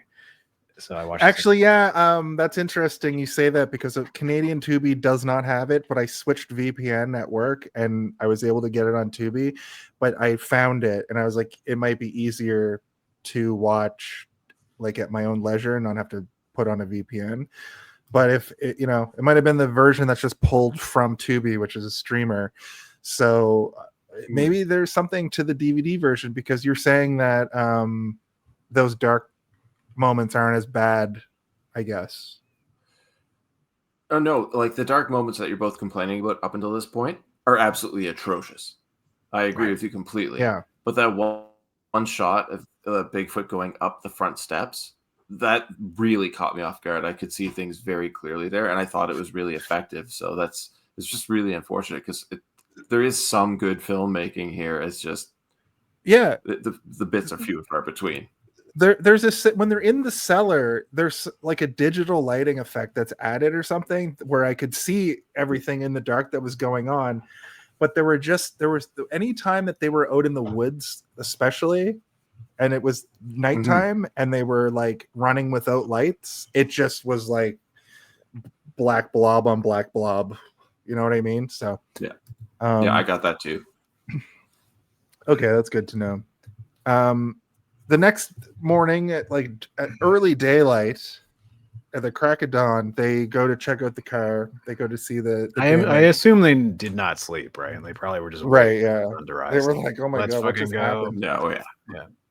And they find it's like kind of like a Range Rover or like an SUV, and it has a log smashed through it. So that's what I'm saying about the poster. They sort of melded together when they find the tree stuck into the ground, and this scene where there's like a log just through the windshield. They kind of like melded those together to create an artistic representation of this sequence, I think. Yeah, But I mean, movie posters are almost never a thing that happens in the movie. Same with video game box art. Yeah. Same with any what the fuck do you expect? this is like the Mega Man 1 for Nintendo version of it, though. Where Yeah, it's completely but it's just wrong. Yeah. Or just like think of like any Complete Final lie. Fantasy game when you were a kid, you'd pick up the box. You think it's gonna be beautiful watercolor imagery in the video game? No, it's gonna be a bunch of like, So- like there you go. In the film, did you find that scene with the log through the windshield and the car just like ripped apart? Did you actually find that effective, or did you just feel like it was a plot device? Because I thought it was quite good. So there's a moment was in the effective. night where like he opens the window and you can hear him fucking the car up, and I'm like, he's fucking up their car. He's making sure they can't get out. And Danny was like, "What?" I'm like, he's doing something to their car." So I was more excited to see what Bigfoot did to their car, Me too. Yeah. than anything else. Because I was like, I for some reason I was picturing Bigfoot like jumping on the top of the Yeah, roof. right. And, like I thought it was gonna be like pancaked down, but I did not have this poster art yet in my brain, so I didn't expect a log to be right through it, like skewering it, which it's kind of good. But I was I had thought the same thing they thought, which I appreciated in the movie. Was like, I'm like, you could probably still start that, right? And they're like, start it, see if it starts, man. See if it starts. I'm like, yeah, that's exactly. I would be like, we can drive with this thing in here, guys. Don't worry. Just pull the log out. It starts immediately, and then credits. Yeah. Yeah, the credits come up and it's like, there was some scientist trying to figure out the Sasquatch fatal. Did you think that having Sasquatch be as intelligent as it is in this movie was a detriment or not? No, I think that No. Because it much seems more good to understand everything a little way too much. It has Jason A Voorhees little way too powers. much. Yeah, but, it has Jason Voorhees powers. It can go through the forest as fast as it wants to. It also knows to like break Matt's legs. So even though one of his legs has a compound Right. fracture, he breaks both of his legs repeatedly. Listen, animals know that. Animals know that if you fuck a leg up of a creature, it won't be able to move. Like that's not a dumb animal. Animals are smart. Like a cat, for example, knows that if you bite something in the neck, it will die faster. Right. So they I was go going for to the say neck. bite the neck. Yeah. So I don't think it was a detriment. And I think that we can I imagine like that it. a Sasquatch is probably the smartest creature on Earth outside of a human being, right? Like if Sasquatch exists in the realm of how we think of it as a cryptid, Yeah. there are people who believe that Sasquatch are more intelligent than human beings. Which I'm they haven't figured out, the compound razor yet, so I don't think so. I just realized something. We've actually done another Bigfoot movie, name of Missing Link. From Leica. You're right. I thought you were going to say Hook with Robin Oh, Williams. yeah. I'm like, no, he's just hairy. Yeah. Yeah. We've done a couple of Robin Williams movies at this point. We did Jumanji as well. So those two movies as well, technically. But The Missing Link could speak English, so I think that's on a different level. But you're right. Like, it probably goes humans, Bigfoot, dolphins, right? And then canine with a Then octopus. Then octopus, yeah. But octopus are aliens. But yeah, But even also, things like throwing octopus the isn't bike. on the ladder. Octopus is over here. It's like to the side. It has other powers that we can't even comprehend. Yeah, that's true. Yeah. Yeah. Apes can use hands and feet. Chimpanzee hands and feet. Dolphin flippers and tails. But octopus, you got 8 appendages. Imagine the brain power it takes to be able to like come at you with 8. Yeah, and things. also turn to like flat matter to go Fit through through the smallest place. Yeah, exactly. I can turn into jello if I need to. That's how all octopi sound, by the way. Hello. I'm an Hello. octopus. Hello. This is when we find out that that Brian and Matt's uncle didn't want them to be here, so nobody knows they're up there. Classic trope, classic horror trope. Yeah. But they have bikes, so It's a how about classic horror this? trope. It's also a classic horror trope for one person to freak out so hard and get mad at everybody. But then all I could think about is like, did you not tell anybody where you were going? What about this Yeah. other guy and this other guy and this other? Like, you're blaming these two, but the 3 of you didn't tell anyone where you're going at all. That seems like it's on everybody at this point. I don't in my know. That's kind opinion. of believable if like these 5 people are going away and they're the group of friends, which is kind of what the vibe I got. That's why they brought Like Brian they have along. no They're other like, friend. What about their "Fucking Brian." jobs? I guess maybe if they're just going in for the weekend. I don't know. I've never told my job where Yeah. I'm going. I outside of- personally would probably be one of the people who's like, no one knows where I'm going. But I feel like yeah. there would be at least one person who told somebody where they're going, right? I'm going to a cabin in the woods over the weekend. Yeah, but that needs an address, right? You can't be like, yeah, I'm going to Steve's uncle's cabin. I mean, and my friend's not going to know who your uncle is or where they live, or who Steve is. Or my point is or who that Steve is. my point is that they're blaming those two for the whole thing, which is like, no, you guys didn't tell anybody where you're going. So like, sorry, Yeah, it's a plot hole. It's on everybody here. Yeah. And then it's not a plot hole. It's just them being assholes. They're just being assholes, and they shouldn't be as mean as they are. They're blaming 2 people for the whole situation, which they shouldn't be doing. They're just they're elevating the tension for no reason. Well, let's elevate it further because Matt's like, I'm the fastest bike rider, and I know these woods here. I'm a BMX champion. Yeah, so I'm gonna go to the route highway 212 or whatever. The M in BMX stands for Matt. Yeah, I'll be back. I also want to point out that the 2 times they go off the path, it's clearly where the Bigfoot lives, and we do find that out when they find his hole. But both times they're like, Bigfoot hole was my nickname in high school. Ayo. Both times, the first time he goes and he's like, oh, well, I can take a shortcut out this like off the beaten path. And then later in the movie, the same thing happens where Brian's like, oh, I know these woods, we can just go down here, it's faster. And that's when they find all of Matt's helmet and his blood and his, but when the remaining kids go back into the cabin, they start preparing for war. They start preparing for zombies. Closing off all the windows, putting all the furniture against the windows. They find the cellar at this point too, because if that carpet was never like just pushed to the side slightly, they would never find that cellar. That was another moment where I was Everyone's dead that night. Yeah.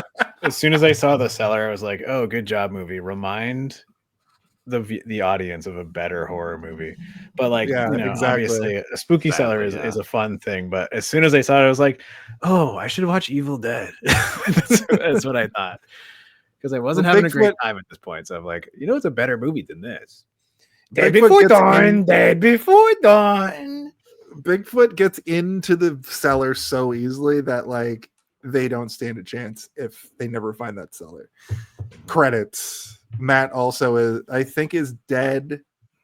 I think he gets Matt and then goes to the cellar, if I'm not mistaken. So because they're waiting for Matt to come back, and then the bike comes flying at the house. Yeah, bike. They find the cellar, then Matt was fantastic. Which was that was great. We'll get to that in a sec. But yeah, I like bike toss. I was like, ooh. So, but at the same time, I was like, we didn't see Matt die though, so he's probably not dead. He's going to be in some Hills Have Eyes situation where the Bigfoot has kidnapped him, and we're gonna. Well, they didn't, but after they see the cellar, it goes right to Matt, and he gets attacked. And the prediction that I did make, my superpower, is to know when there's going to be a compound fracture. When I started this movie, I said somebody's going to get a fucking compound fracture. In a And I'm horror going to movie, hate- Jason? Are you serious? And I'm going to hate it because it's the worst That's injury absolutely to ridiculous. Yeah. I can't believe you would assume such a thing. look at, right? But you know, he tries to like get back to his bike, and like they do a lot of work with assuming how much pain the human body can take, especially when your bone is outside of the I skin. will say, I think that Matt in particular, he did an okay job of seeming like he was in a lot of pain. Yeah. Like, that actor, whoever the fuck he is, I don't know if I've seen him in anything else ever, but I do think that when he was yelping in pain, I was like, oh yeah, that's a good. He's like doing it like a dog would, you know, when you step on a dog's tail or their toe or something, and they're like, yeah, like yelp, like every time he was doing like a yelp. And I'm like, okay, yeah, that's probably how I would react. This is also the scene that I was referencing earlier, where like he goes through all this shit with the Bigfoot, and then when the scene ends to go back to the cabin, it does like a fade out like wipe. Yeah. It took me right out of it for a minute. I'm like, what in the fucking movie making hell is this? Why did Brian after the fact like put this together? So he crafted this moment in such a unique way. It's like I wrote it's like the person who found this footage made it into a movie for commercial use. He's showing this shit at fucking con and Sundance. This is how my brother and all of our friends died. Big feet. Got him. This is gonna be opening night at TIFF for sure. Yeah. Ironically, this movie probably played at TIFF. That probably did. Yeah. The greatest found footage film since The Blair Witch, directed by The Blair Witch. That's what. What's his name? Rodriguez. Eduardo Sánchez. Eduardo Sánchez. Sánchez should just change his name to Blair Witch so that every time he directs a movie, it'll be directed by the Blair Witch. That's what I would have done. So the Blair Witch directed this movie. Yeah. Because that's basically what he's like. People probably are like, standing in wait, a corner. yeah, this guy directed the Blair Witch? No, like the Blair Witch directed this movie. Yeah. Yes. I think that we can end this episode here with that too, because it's this Blair Witch created by Blair Witch. Back at the house, the Bigfoot goes back and tosses the main guy's bike at the house. Crazy. I liked it. One of the few moments in the movie that I was like, good job, movie. You did something good. Which is so violent. Well, I just like that the Bigfoot is like, I'm coming, motherfuckers. Like he's like letting them know, you know? Like, yeah, right. Yeah. Which, you know, it goes to show, like you guys were saying, like, are you upset that do you think it's detrimental that the Bigfoot is intelligent? And I'm like, no, I think it's good that the Bigfoot is more intelligent than what we know of like gorillas or chimpanzee. Like it should be more intelligent if it's been able to hide for this long from humanity and successfully so and live in legend and seemingly close enough to human civilization that it can somehow still stay hidden. And the fact that this Bigfoot's like, I'm not fucking around. I'm throwing a bike. I'm coming. You guys better prepare. Set up some Kevin McAllister traps because I'm coming tonight. Huh! Throws the bike at the house. All three forms of transportation in this movie are destroyed. Yeah. You're not getting out of here alive. Legs? Is that the third one? Fourth. Actually, I guess technically that would be third. Yeah. I was thinking about the camper, the trailer. Oh yeah. The campers. Does the camper have the truck part on it, or is it just a camper? I think it's just. I guess it's still one of those. I didn't expect you to go that far on that. Look, we're already looking at this movie with too much intent. So the fact that I called you on legs, that's par for the course. I think that legs is very funny. It's like all forms of transportation: bikes, cars, legs, destroyed. Yeah, eliminated. Yeah, I confusingly eliminated. When they're all like, when they're preparing, I was talking to Danny, and I thought it would be funny if the guy was like, everybody take your shoes off. I need to see your feet just to be sure that you're not one of them. like it turns out that Brian just like a weird foot fetishist. Yeah. I don't know. I won't. It's actually the blood test from the thing. Yeah, I watched it. Sinners has a thing like that in it too. I watched Sinners today, but Steve hasn't seen it, so I won't talk about it. Ben, have you seen Sinners? Not yet, but I'm very excited to check it out. It's fucking awesome. It seems like I it's also right watched up my alley. I also watched Arcadia today, which is fucking awesome. It's a Nick Cage movie. It's a post-apocalyptic Nick Cage. Oh yeah, I have seen that. Yeah. I watched The Sorcerer's Apprentice last night after watching this movie. The Sorcerer's Apprentice. Wow. Yeah, Nick Cage. Yeah, he plays a sorcerer. What a strange it's not great. palette I needed me and Danny were watching The Sorcerer's Apprentice after watching this movie, and we were both like, is this movie good, or are we just so happy to be watching something that's not terrible? we were like the shift in tone, but then I started to realize that The Sorcerer's Apprentice is also a big pile of shit. Like halfway through, I'm like, no, this movie's bad. I just like watching people shoot wizard bolts at each other or whatever for a couple minutes at the beginning. I was wondering if we can go back a second, because we talked about Matt being like chased down and like knocked off the bike and his legs being broken. What did you guys think about actually like the shots of what would be Matt looking off to the side and just seeing the Sasquatch running through the woods alongside him and actually like catching up? Mm-hmm. I thought it was incredibly effective. Yeah. Yeah. I liked it. Like it was a very tense. There's very good tense moments in this movie. If you have to suspend your disbelief filmmaking wise, but yeah. This next sequence too also affected me in a similar way, where if you just think about what the people are like from a horror aspect, use your empathy with them. The riding as fast as you can on a bike thing, because he's a good cyclist.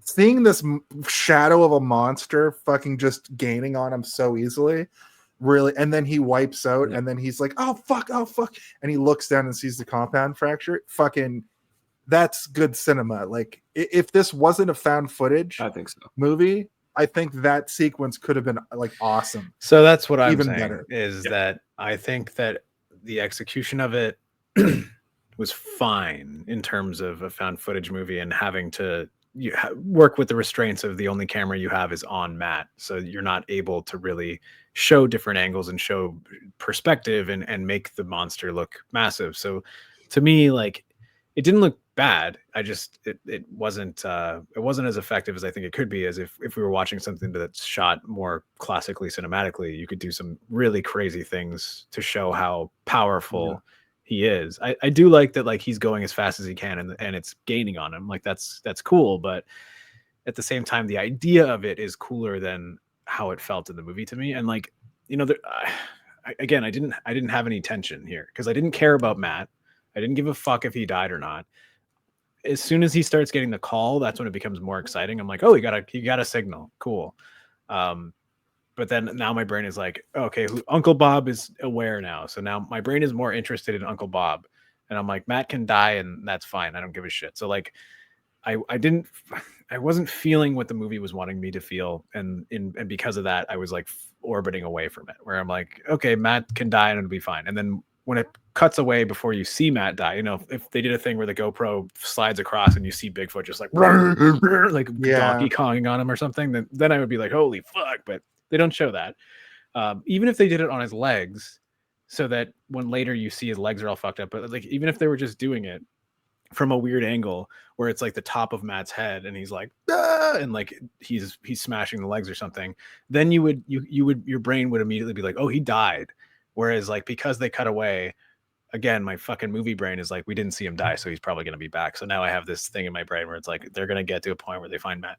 And I'm like, I'm writing the movie in my head rather than just like allowing myself to live in the moment of what the movie's trying to do, which is make me feel scared for Matt, which I don't.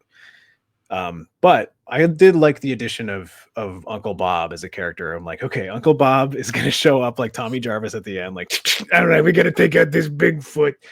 And, you know, again, that does happen, but not as satisfying as I would have liked it to be.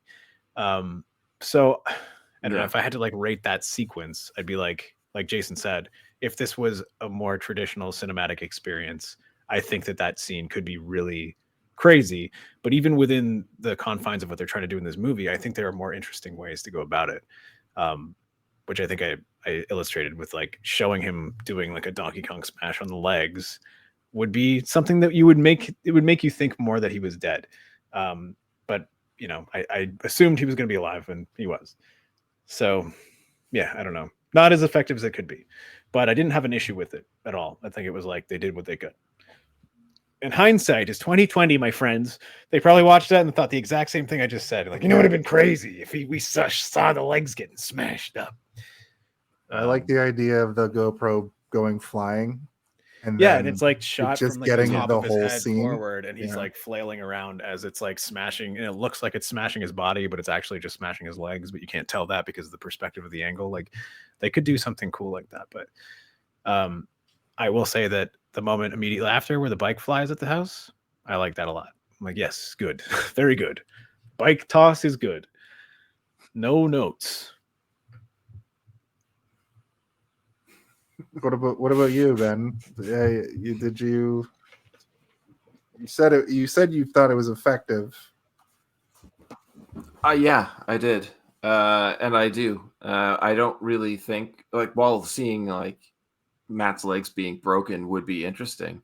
I don't think we really need to see that. I don't mean sure necessarily show his legs getting broken. I just mean show the monster beating on him from an angle that would make it more solidified in our heads that maybe he is dead, as opposed to just nothing. It's also he broke his leg from wiping out on the bike, and then both of his legs are broken when they find him in the cave. So I see what Steve is saying as well. Yeah, of course. But I'm also saying things like we later find the bicycle helmet with blood on it. So they imply that actually happened. So you don't need to see it for it to be effective. Like I see that as almost more of a hand-holding technique. So you're following it step by step by step by step and not allowing yourself to piece things together. Unfortunately, for the way this movie was made, Steve's correct. And that you know exactly what's going to happen with Matt. But I feel like I would call that's that more a mistake on their part. You don't need to see everything. Go ahead. So I was going to say it's more like from what I proposed as an alternative to that sequence is an additional misdirect. Because the way the movie is structured, I already assume that he's not dead because we don't see any violence being perpetrated onto him.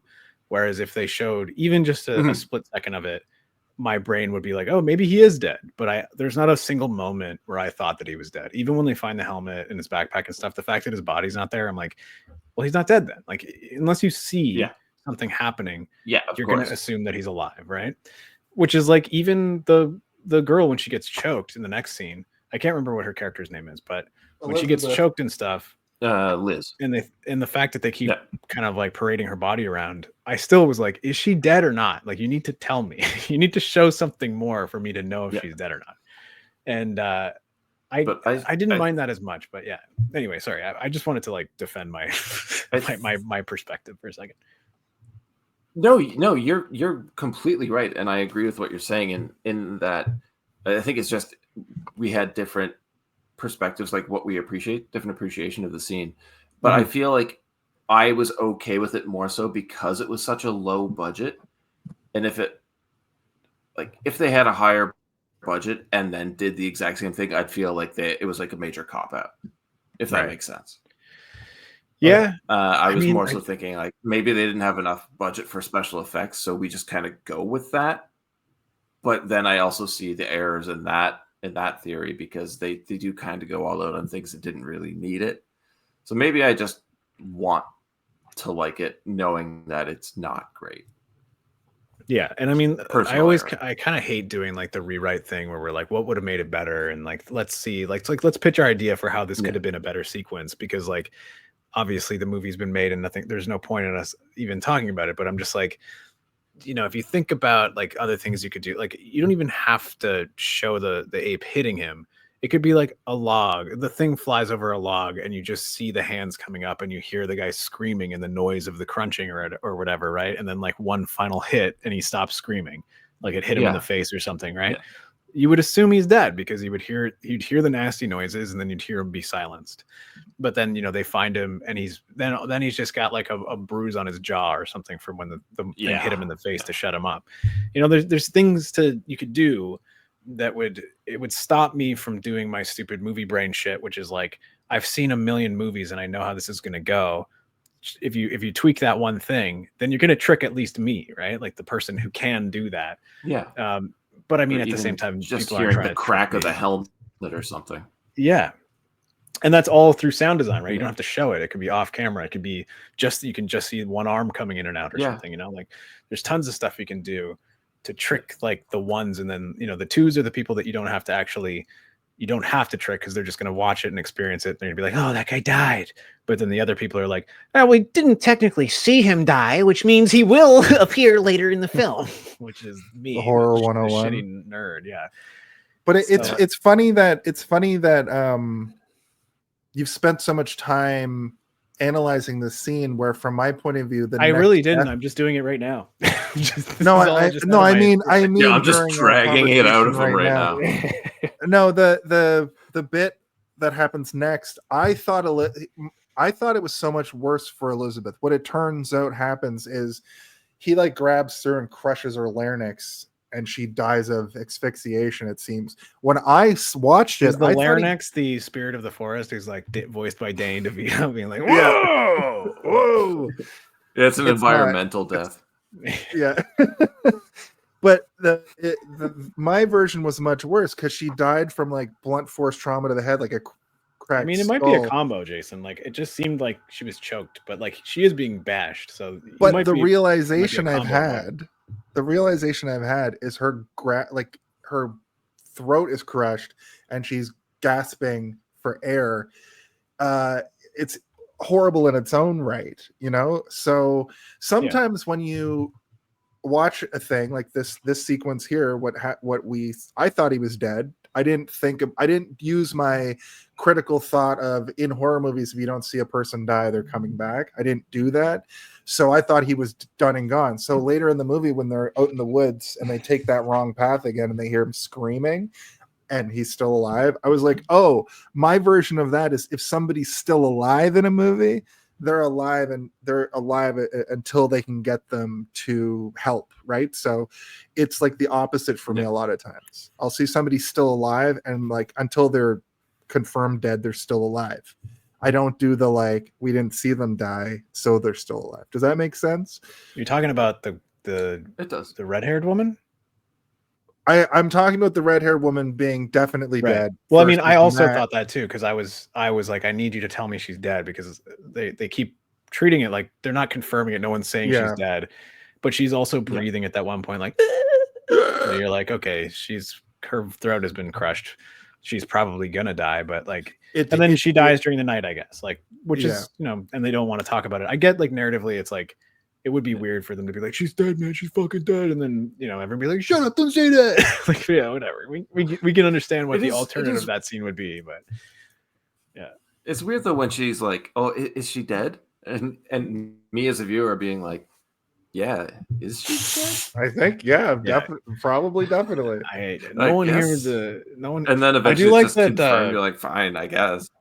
When at the I end think of the those movie, sounds you're hearing are her death knell. Actually, now that I think about it a little bit more. One thing that I laughed out loud about was like at the end of the movie when Brian passes out and Sasquatch comes up and is trying to wake up Brian.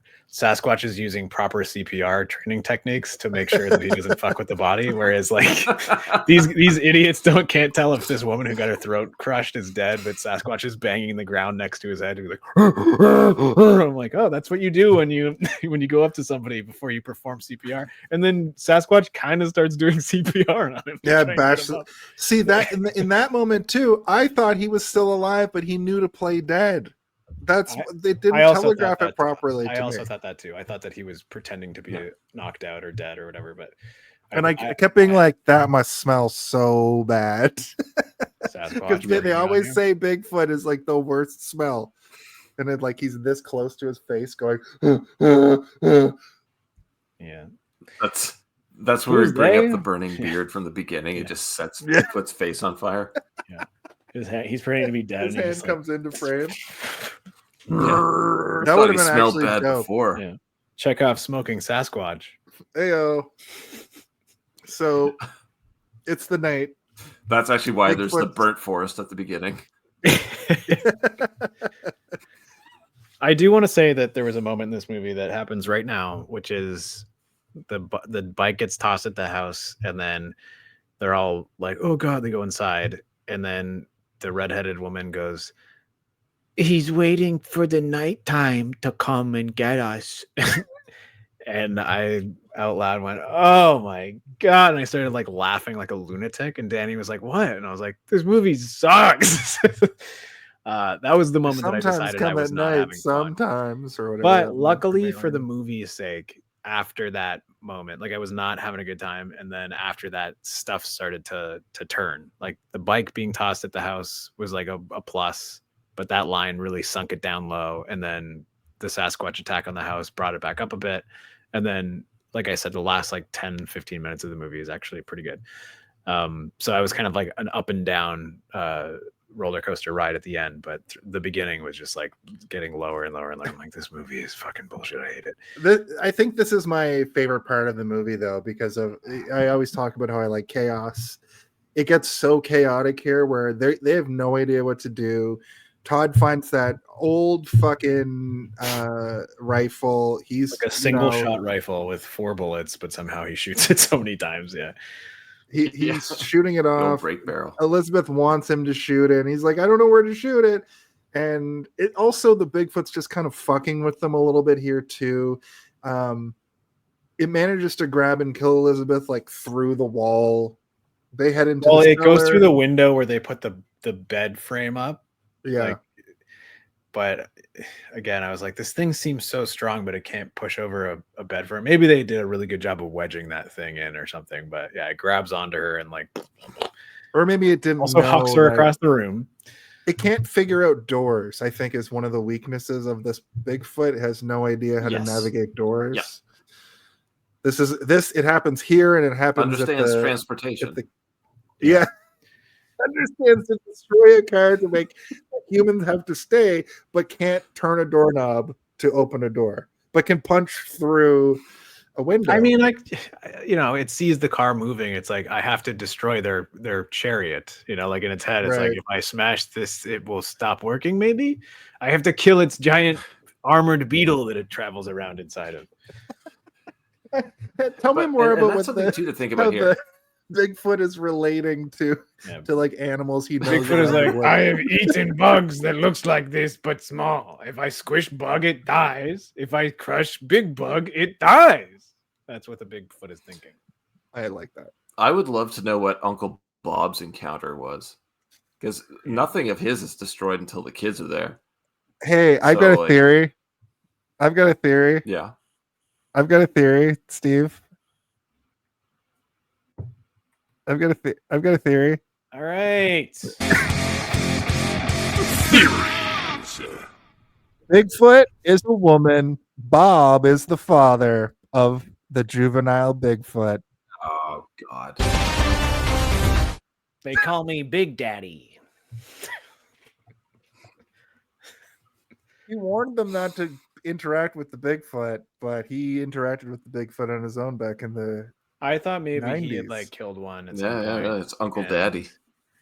Maybe he had killed one at some point, and it was coming after him, and he left and got out of there. And he's like, "Nobody go up there because I accidentally killed a Bigfoot." And maybe he killed the mom. Maybe, yeah. Like that's what because like he's clearly I think that is the mom. Yeah, maybe he killed the dad. Because there was a very specific scene when all the bodies were laid out on the ground, and you could hear him in the woods about to attack Brian right at the end. I was like, oh shit, are several big feet gonna come out of the woods right now? I think that would have been sick, because the whole time I'm going, how do big feet create offspring asexually? I've never been clear on this. I don't know if you watched Sasquatch Bigfoot Sunset. Don't fucking exist, Jason. It's just like whatever you want it to be can be true. No. Okay. Sasquatch watch Sunset is Willow worth Creek. watching. There are some people that think that Sasquatch are like interdimensional travelers. Some Yeah. of them think they're aliens. Some of them think that they Yeah, that's true. that there's only one of them that has ever existed, and he just wanders around and he's an immortal. Like, I don't know. It's like there's a bunch of crazy shit.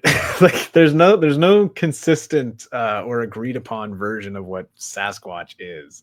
Do you guys think that the Hulk has a green dick?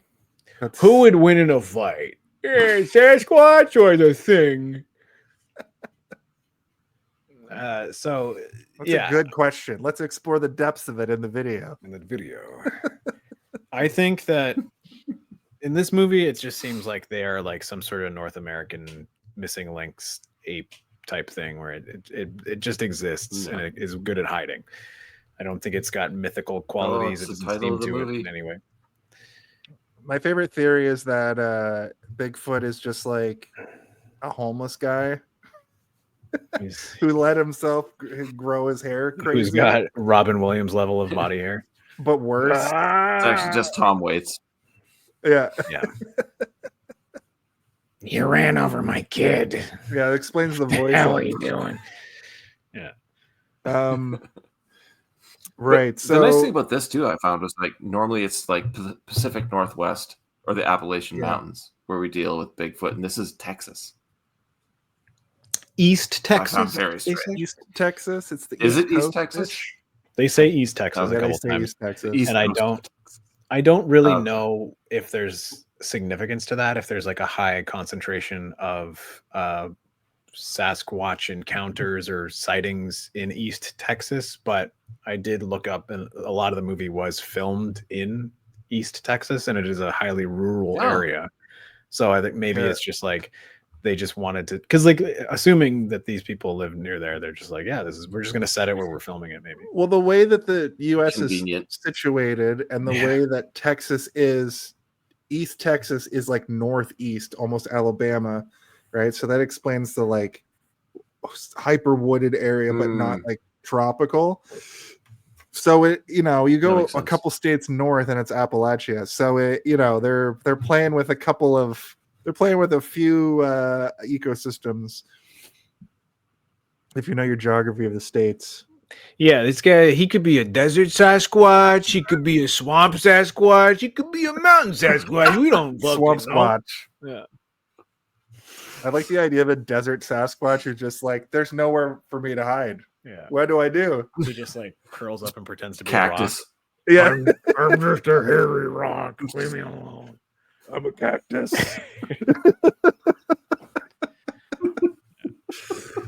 That's good. That's fun. Yeah, the people go up. He's like, "Is that a Sasquatch?" He's like, "I'm just a mirage." Yeah, that's how that one Alpha Flight Sasquatch became part of the Alpha Flight. Listen, Elizabeth gets killed. They head for the cellar. The thing is terrifying. Good job, film. Long scene of them listening to destroy the upstairs. Which this movie likes to do. Long sequences of them reacting to things happening outside of where they are. It's because that shit is effective in something like the Blair Witch, where you have absolutely no idea what is coming for them in the Blair Witch. You never see anything in the Blair Witch. Your imagination is running fucking wild in the Blair Witch. Whereas this movie, you see Sasquatch like fucking 14 times before this moment. You've seen him so much that you're excited to see his arm come through the thing. But that again, to the detriment of the movie, that moment where he's being chased on the bike, I think it kind of downplayed Sasquatch to me a little bit because it didn't have the ability to shoot it from really low angles and to make it look massive. So it just looks like a hairy, muscular man running around. It doesn't seem like a big giant 9 foot tall ape thing. I think that when she's being lifted up by one arm, you get like a good idea of its strength. So it's terrifying there. And you get a little bit of like, shadowed, recessed, dark teeth face, like when it's like yelling through the crack. effective. The floorboard but- moment. Yeah. Yeah, like I know you were saying, Jason, that you were feeling the tension in this, but I was just like, I was kind of waiting for like to see what the outcome would be, and not necessarily feeling the tension of the moment. Yeah. Again, it's like everything the movie's trying to get me to buy into. It doesn't work for me until that moment where he's lighting the fireworks. Like everything up until that moment, as soon as he like bursts through the fireworks, that's where I'm like, oh fuck, Sasquatch is kind of scary. This is actually frightening. Whereas like everything up to that didn't work for me, like including this moment. Like I wasn't freaked out. I was just kind of like, all right, so he's gonna smash around. Okay, let's see what happens. He's gonna leave probably. And, this sequence was one of the best, like one of my favorite like movie moments I've seen in a minute, because like I always say, I like chaos, but also they're so fucking scared. They don't even know what they're up against. And then when he fucking punches through the floor and they manage to get a shot off, and they don't even know if they hit him, and he retreats. I just felt that like that sense of we're dead, we're toast. Yeah, I laugh because me and Danny both like at the same time when Sasquatch got shot, it went like oh, and like it ran away, and me and Danny went like oh Sasquatch. Me too. That's one like that's a thing that this movie managed to make me do. This fucking slasher flick killer, it has this this sensitive side, and it doesn't like, it wants to exact revenge, but also it's weirdly human about it. It weirdly like is that sensitivity pain. though? Well, it's his nerves were definitely fried by gunpowder, I suppose. Oh yeah. I think I'm the only person that didn't feel bad for Sasquatch in this entire film. I didn't feel bad for anybody in this movie. No, except Sasquatch. Maybe I felt the most for Sasquatch than I did for anybody else. I think Uncle Bob shows up, I was like, Uncle Bob seems like a kind of a dick. Because remember, he sees Uncle all Bob the dead... seems like he's from a different movie. Also, like... he really does. He really does. Like, who's this fucking cowboy? He sees all of the dead kids, and the first thing he says is, "What did you boys do?" Like, what the fuck? Yeah. What a thing to say to somebody who's like clearly of in having like a crazy traumatic. He's like almost in shock level, and he's like, "Okay, Brian, we need to get the fuck out of here." Mad Dog. First, I'm going to shame your ass. The FMV fucking game from the 90s when they used to make FMV games. He reminded me of, like, he appears on the screen in the like he's going to give you the quest in one of those old FMV games, like full motion video. I was games. Thinking that it would have been so cool if they got someone like John Carpenter to play that character. Yeah, that's John Carpenter was playing Uncle Bob. Like, he just why wasn't that? What the hell is going on? Why wasn't that a well-known actor? It is. It's just some guy. I looked it up, and he's a guy who's in things, but he's not someone that, like, imagine they got Quentin Tarantino or something to play him.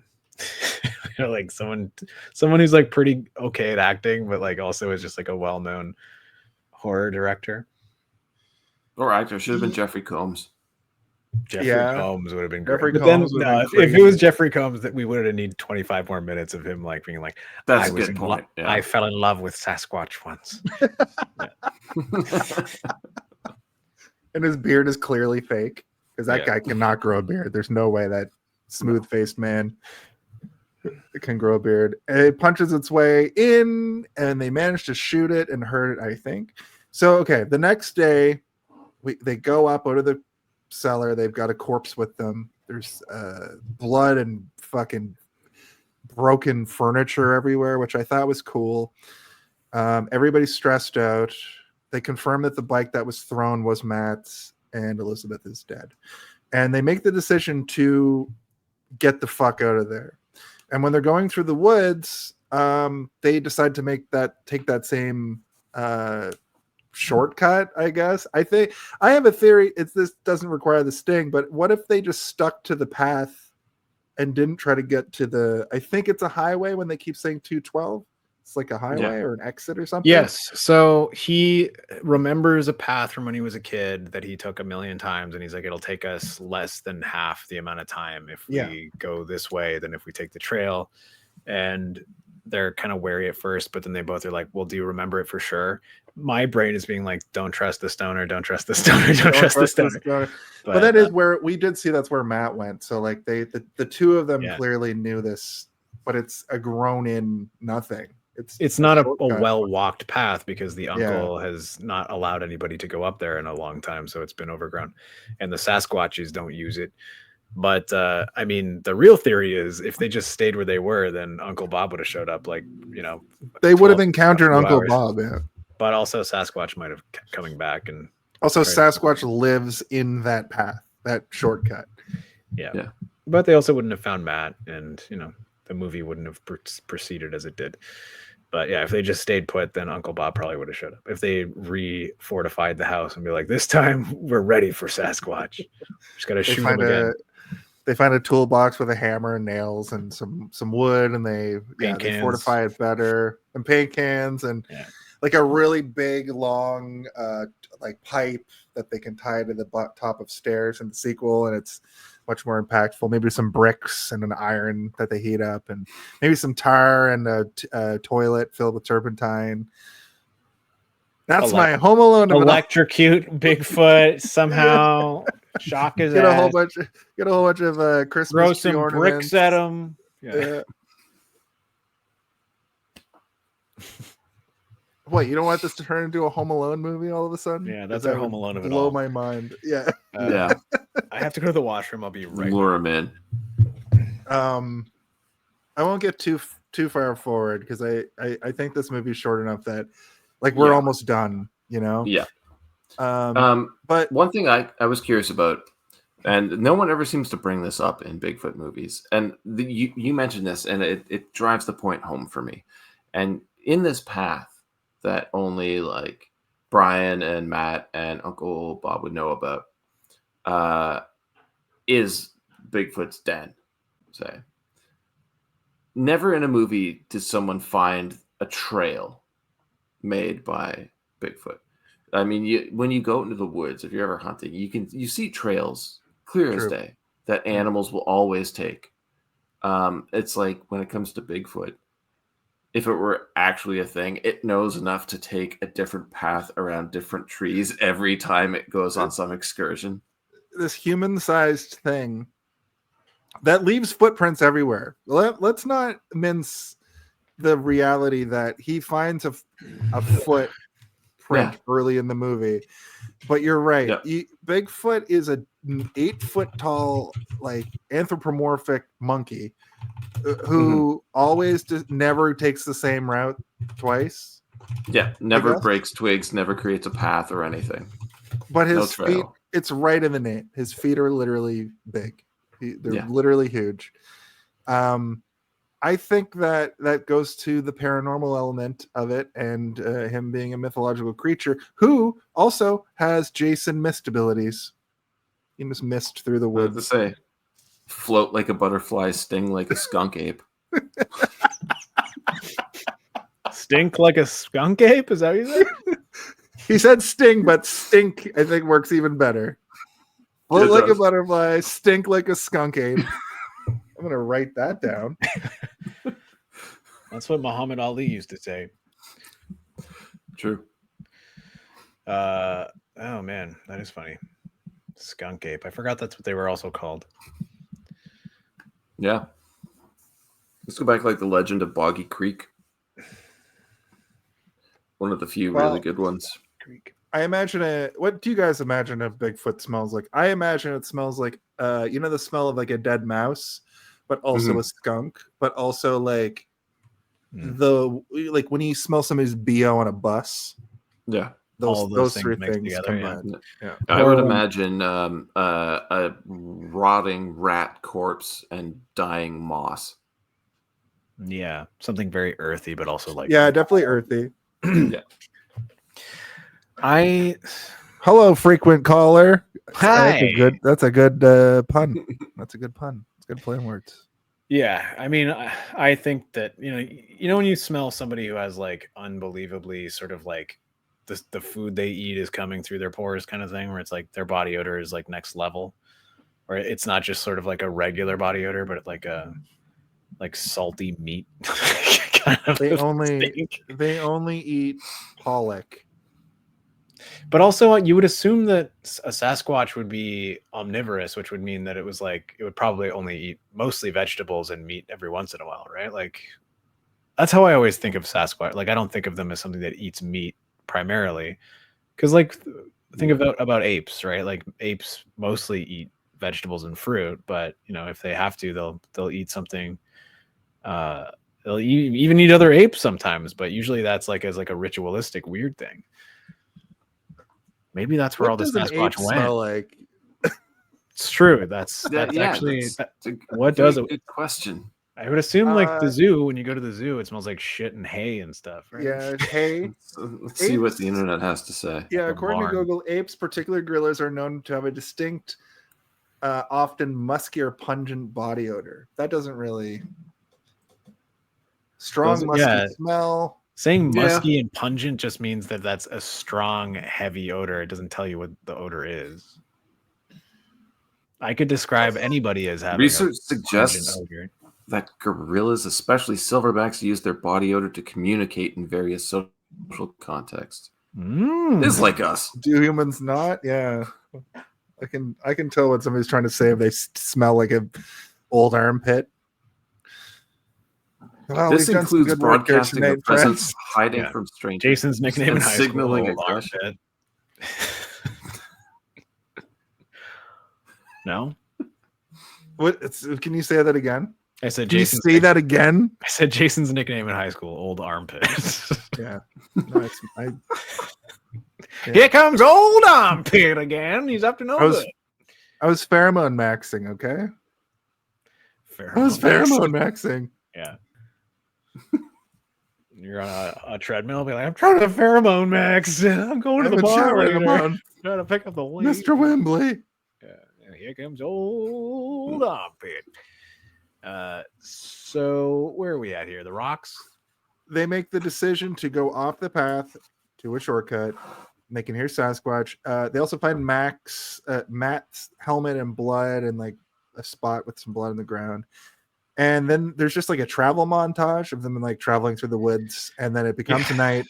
They find cover. Like what were they under? Like the guy slipping. Footbridge.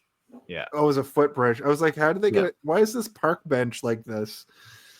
It wasn't a park bench. No, it was a footbridge. But that was also like the indication that he did know where he was going, which I was like, okay, yeah, right. they did. They should have trusted him because they're on the right track. But then he goes to smoke a joint, and I'm like, this guy can't be that dumb, right? I'm like, they're gonna stop him probably.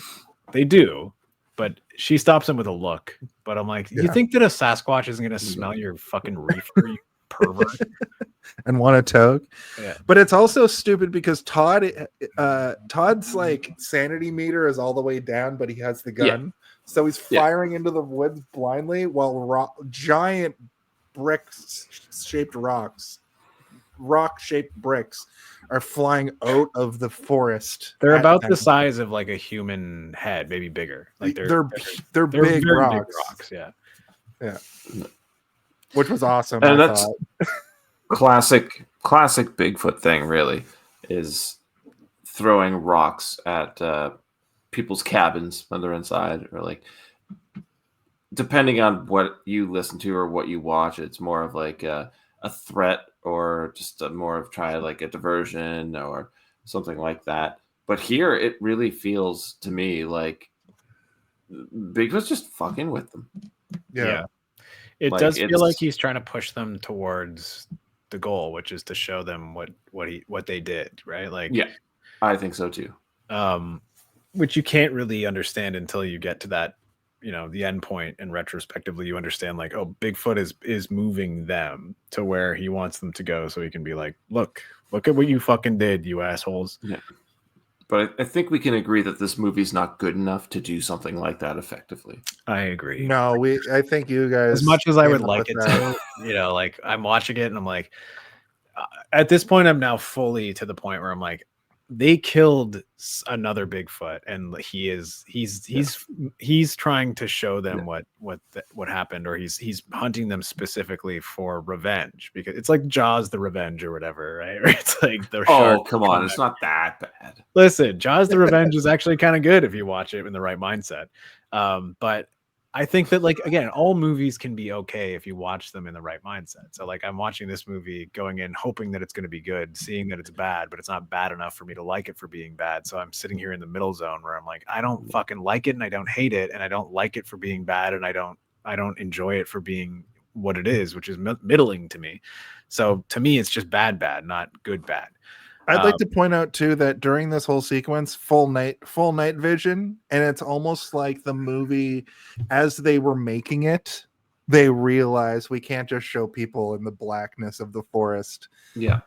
It's like they learned, like, did they shoot this movie in the sequence we watched it in? Because it does very much seem like visibility gets better. That they filmed, the part at the very beginning where they're standing in that dead woods that they end up in the end. They probably filmed that after they were done filming everything else, being like, let's get a shot of us in the dead woods because it'll be poetic, it ends how it begins. And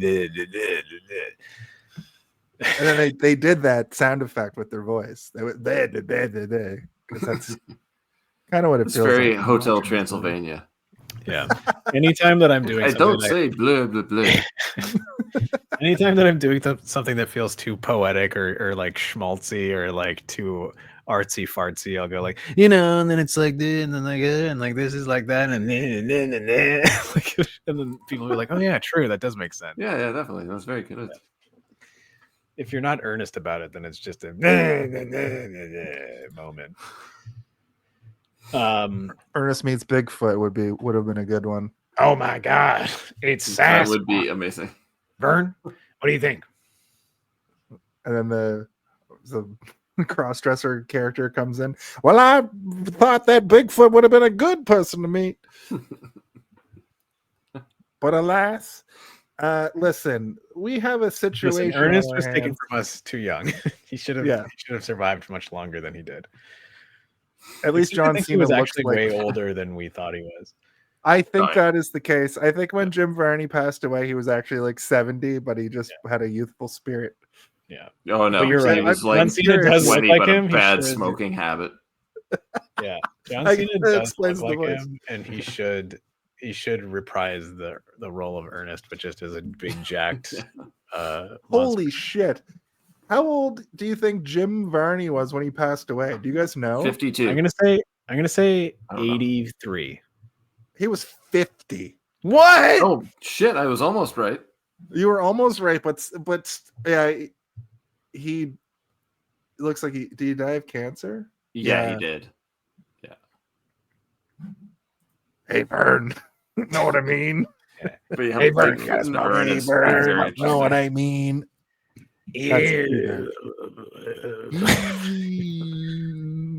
We should do an Ernest month and then want to kill ourselves immediately. I have every Ernest movie and TV show. And man. Yeah, the TV show Know What I Mean. This guy earnestly loves Ernest. That's the new podcast. Truly is the me and Ben, earnestly Ernest, and we just talk about Ernest shit forever. Just come up with Jason, you're not welcome, all right? You gotta wait outside, Jason. Classic. Ernest. I'm Brian in this scenario. Who's the voice? Who's I don't know enough about the Ernest lore. Like I watched it. I watched the Scared Stupid like probably 1 million times as a kid. Yeah, it had crazy Ernest Goes to Camp. I had on a VHS. I think that was the first one, right? It was, yeah. And that one is actually weird and gross. It Saves Christmas is the second one, and then Scared Stupid, and then Goes to That one's Africa. also weird and gross. No, then it goes to jail. Oh, Ernest Goes to Jail, and then the straight to DVD ones start happening after that. Yeah, Ernest Scared Stupid was the last theatrical one, I think, or the last one through Disney, because they only had a 3-picture deal. And the best one. Okay. Remember when he's like, I know your weakness, trolls. Miak. And you're like, what Miak. the fuck is Miak? Yeah. still don't know what miak is. Isn't it like ox milk or something? like ox butter or something? It was just milk. No, that's what they needed was milk, but he was so stupid that he thought it was miak. It was M-I scratched out letter K. Mhm. Miak. But yeah, So our heroes hear Matt at this point and go down into his little cave. It reminded me a little of bone saw. What was that one that we did on your show, Ben? Tomahawk. The BS argument. Bone saw Tomahawk. tomahawk. Bone tomahawk. Yeah. Going down into the like cave kind of reminded me of that a little bit. That movie's good. Very gruesome. Yeah. But good. Yeah. I've never seen a person get bisected in a movie until that. I describe it in D&D all the time, but yeah, I've never seen it terrifying like that in a movie before. I always say bisected, but not the way you'd think. Yeah. And with one, I like to think of myself as a bisexual, but like most people don't vibe. That's the with that. title on one of our thumbnails that you made. I know. Bisexuals. Because our friend Alex has been on for way too many movies where people get cut in half. Where I'm like, I guess Alex is the official bisexual. He has to be on the float in the parade. Signs, Christine. The ghost ship. Ghost ship. Yeah. Ghost ship. Yeah. How about ghost ship? So they hear Matt. With one last bullet, Brian takes the night vision into the nest to get Matt. And he finds him, his legs smashed to bits. And we see one of the scariest scenes of the movie, I would say, where Bigfoot's crawling through the hole and you see his face in night vision. And so this sequence reminded me of Quarantine, another found footage movie. I don't know if you guys have seen Quarantine. I think that is probably climbing up there when it comes to gold standard found footage movies. I don't think it's amazing, but I think it does everything that this movie is attempting to do in a more satisfactory way for the genre that it's sliding itself into. It was decent for a remake. Yeah, and I think that this movie at this point, I've already now fully committed to the fact that I'm like, we're gonna see a dead Sasquatch, and I want the Sasquatch to be like, you killed my wife or you killed my baby or whatever, I think I know that we're gonna see this at some point. But then we see this in the corner and then he shoots and I'm like, what if that's the injured Sasquatch and he just killed the injured, maybe that's the baby Sasquatch that he just killed, right? And so my brain is thinking it was just injured and now he's actually killed it. And then turns out I was thinking all that for no reason because it doesn't actually amount to anything. But I was wondering if the wound on his shoulder when we see him at the end is from this gunshot, right? No, I assume it's from a shotgun from Uncle Bob because that was a shotgun wound. It looked like a shotgun wound to me, right? Look the way it's all it's a cute, it looks like a shotgun. But he doesn't have that. He doesn't have that any other time that we see him, or maybe it's just the way that it's shot, specifically. Well, that's why I think it's Uncle Bob at the end because Uncle Bob has a shotgun. That's yes, you're right. I see what you're saying. Okay, yeah, that makes way more sense. Brian does have a shotgun, but I think it's more of the sound we hear is the thing being terrified of the sound because it's already been hit by it before, right? So yeah, but I think when Uncle Bob gets hit, doesn't the shotgun go off, or am I crazy? I think that big shoulder wound is from Uncle Bob. I really do. Yeah, but I think it's more so the reaction to the sound of the gun going off, and that's why it makes a sound in the den.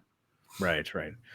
So yeah, what I was saying is I thought that maybe when he actually shot so when I'm seeing the baby at the end, I was expecting there to be a bullet hole in the head. I would be like, Brian, you fucked up so hard. You already fucked up by hitting him, but then you shot the baby in the head, you idiot. But you don't see anything like that. So maybe that should have been the play, right? Maybe I was gonna say that could have been really good if they did that. And then like that's when he realizes like I just fucking shot the baby, or he doesn't even have to realize it, but maybe we see it, like a GoPro gets left behind or something, and you see like the Sasquatch like no, my baby. Maybe too handholdy, but like yeah, like I just It says my baby. the fact that like yeah, I mean they know some human words. They're time travelers or whatever, right? Yeah. But I think that like because my knee jerk reaction at the beginning of the movie to be like, wouldn't it be so cool if they ran over a baby Sasquatch and the Sasquatch is just trying to get revenge for the baby? Yeah. That was what I was like, that will be cool. And then as we watched the movie, I started to realize like, oh, is that actually what they're doing? Exactly what's happening. Yeah. And I would have liked a little bit more of that throughout, because then you'd be able to get the reasoning for the Sasquatch throughout, and like maybe they become more terrified, and maybe they try to do things to like, you know, put down like some fruit or something and like, we're sorry. Like again, this is me rewriting and being bad at it, but like, you know, there's interesting things you could do that probably would have extended the movie by like another 30 to 40 minutes, but like could have been interesting and weird. That was an interesting thing with the runtime. It was only an hour and 20 minutes. Like, but it felt longer for me. Sorry. I thought it flew by. Yeah, it flew by for me. I felt that like a length like that going in I was like, this is going to be easily consumable even if it's a bad movie. But I genuinely like this movie. I will say that I looked at the time halfway through and I was like, holy fuck, I'm only 45 minutes into this. But then the last 45 minutes, that did really fly by for me. I was like, oh, it's over. Okay. The first chunk, I was just like, I don't know. You're setting up a bunch of stuff that I don't care about. You're setting up all these emotional tensions that don't go anywhere, and I don't care about the characters. And you know, anyway. So they make it to the camper. They find a camper, and then stupid idiot says, "Oh, we found people," and they're both like, "This looks like it's been abandoned for like a decade." Yeah, and it does. I've seen this. In rural Nova Scotia, you can literally find these campers just abandoned in the woods. I don't even know what the story would even be. Just like, we went home from camping and never went back. The patriarch of the family died, so we had no way to get back there because it's the 1980s or something like that. Or it's even as simple as like, we own this land, we're going to put this up here, and then when we come up here, we'll sleep in here and we'll clear out some trees and, you know, maybe build a cabin or something, but then you just don't do it and you leave the thing up there. Like, you know, that's I always felt that way. My grandfather used to build hunting blinds on his like 50 acres of land. I'm sure that if I went out into those woods, I could find an abandoned hunting blind that still has like old cans and like bullet shells and like things like, we're gonna go back there the next season, but like he got too old and never didn't continue to camp. Right. I used to go to one of my friends. He had like a cabin that, you know, was his family's, and like it was so far off the trail.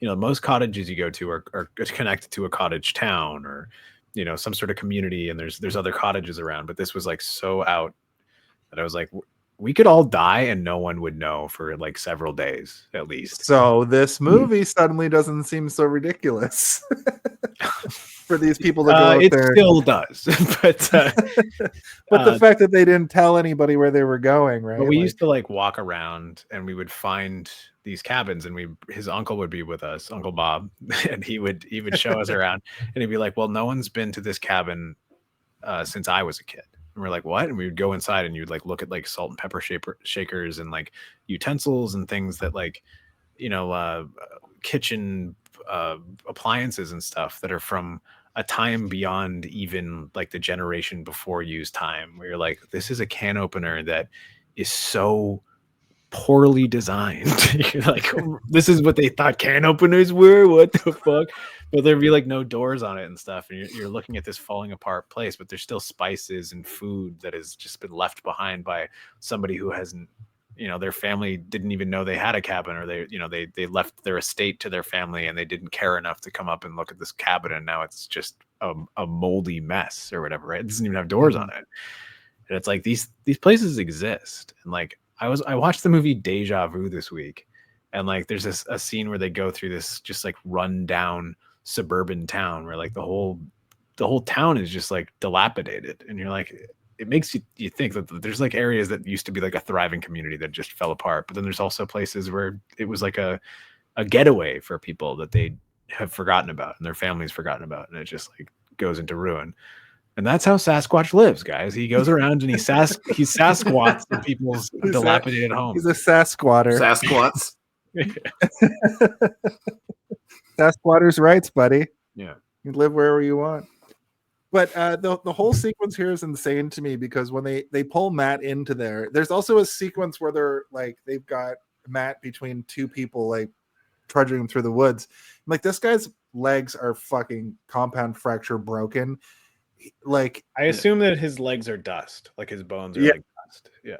The only thing that made sense about this is there's a point right before Sasquatch comes and like knocks the camper off the cliff. Matt is out. He is passed out because of the pain. That made sense to me. But this whole sequence is insane because Todd makes the plan to shoot fireworks.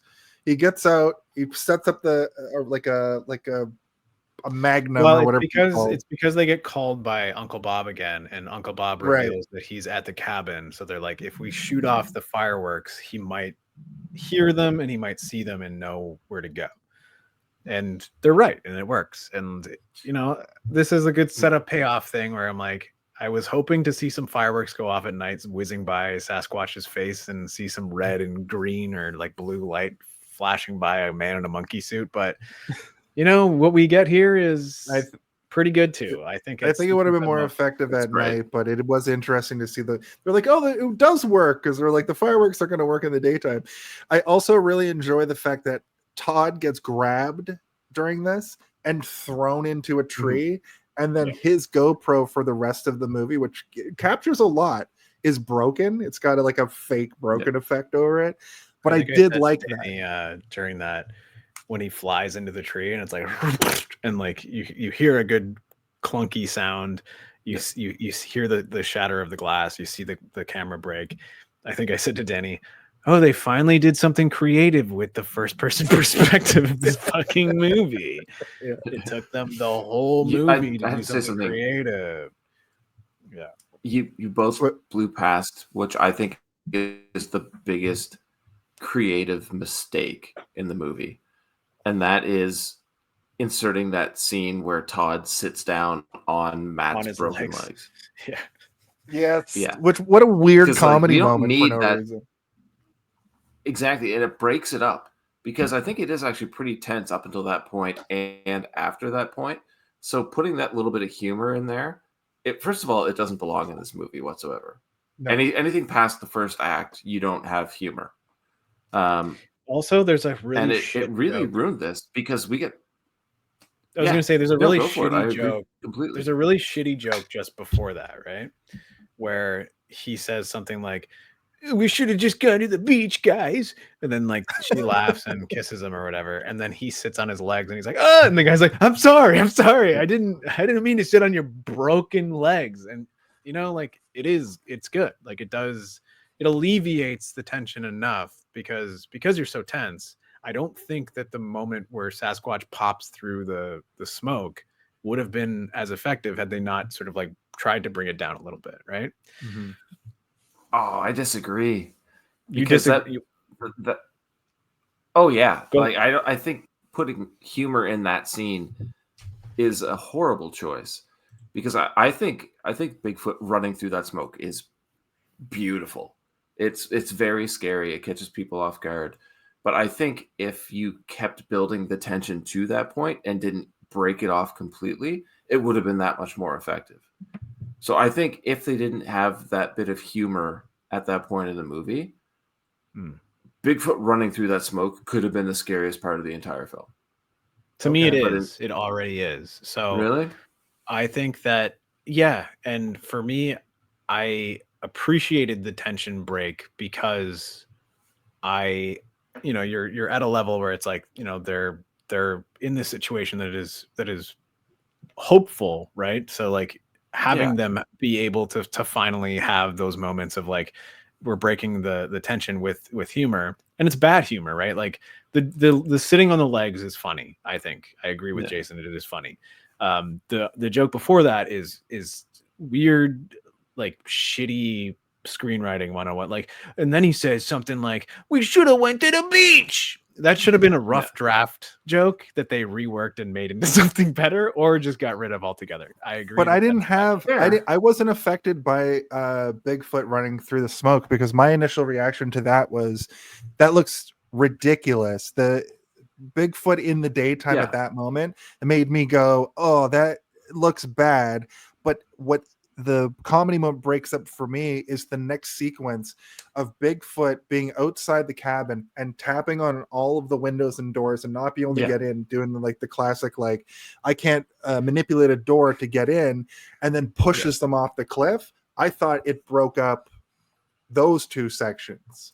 So I think we all witnessed that joke deflating the moment differently, which I think is a great, like, that's a testament to some good, like, storytelling. Maybe not good filmmaking, but storytelling wise, I alleviated a pain that I had of this tension that was growing and growing and growing. You get the funny moment of like, you just sat on his legs, what the fuck, man? He's like, oh, sorry. And then the next sequence is the Bigfoot pursuing them again, and then the great sequence of the rolling RV, and then I would say the climax of the movie is the Bigfoot jumping down and straddling the doorway, and you see him in his full glory, which the climax, but that's definitely an exciting shot. I think that maybe the RV rolling off the cliff is the climax, but I think the master shot, like the big moment, is you see him jump off a cliff and land. I thought it was so fucking good. It fucking messed me up. The only moment in the entire movie that I went, that's cool. Yeah. I didn't say that about anything else in the entire movie. It wasn't for me, but I do see what you're saying. I agree with Jason on that one. For me, it seems like the buildup of the tension followed by humor, and then the use of a jump scare to get you back into the tension, I found kind of cheap. I see why people would like it. But then you go right into the attack on the camper itself on that trailer, and then now I'm back into it. But it's just a weird mishmash. Right? It's not in so it's not. It doesn't go right into the camper attack. We first get him chased, and then it fucking murders him, and then it comes back. So I think if they didn't have a moment for everyone to breathe, it doesn't necessarily have to be humor, but like a moment for them to breathe, just going from moment to moment to moment, you'd be overly tense. And I don't think that like Sasquatch appearing from the smoke would be as effective.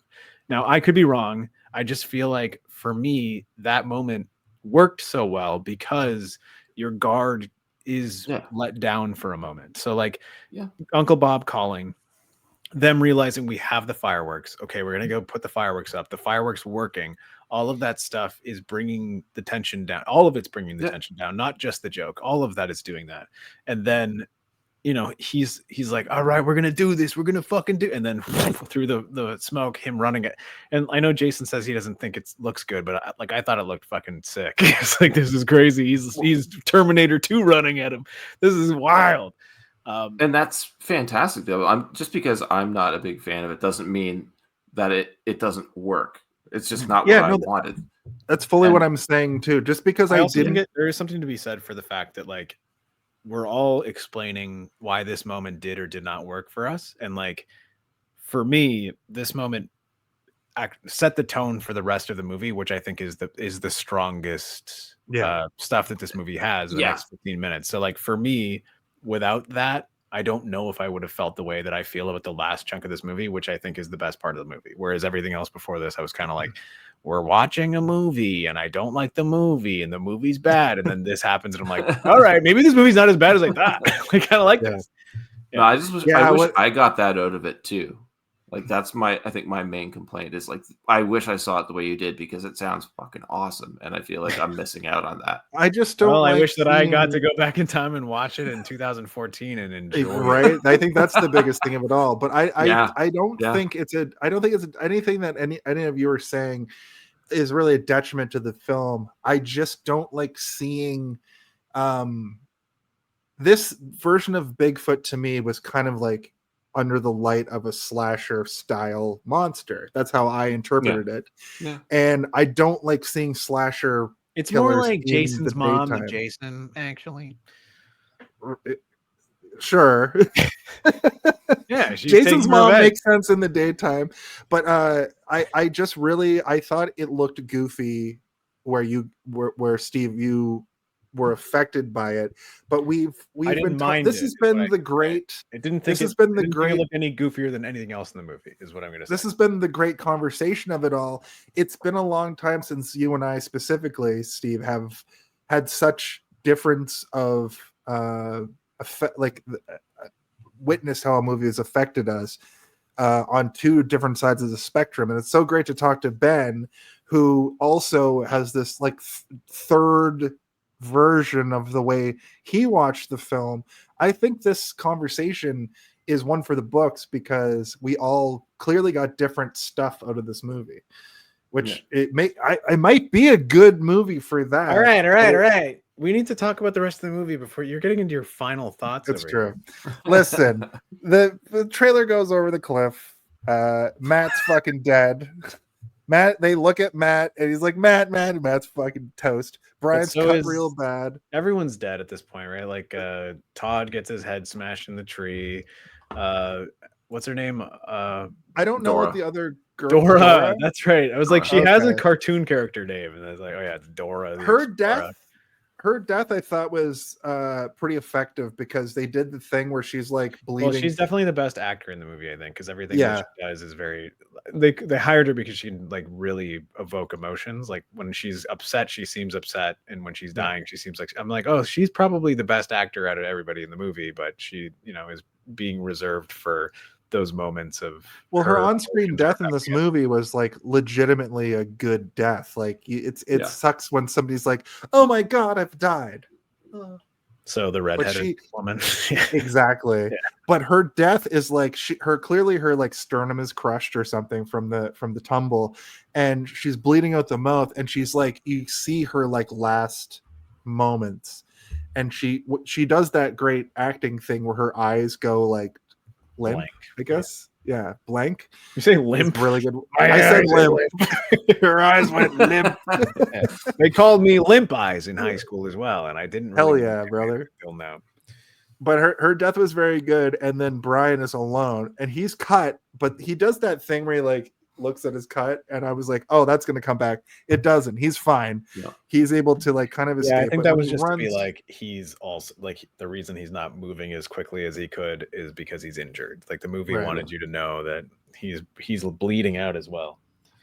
when he flees out of there. This is why I was so confused after listening to you guys talk about it.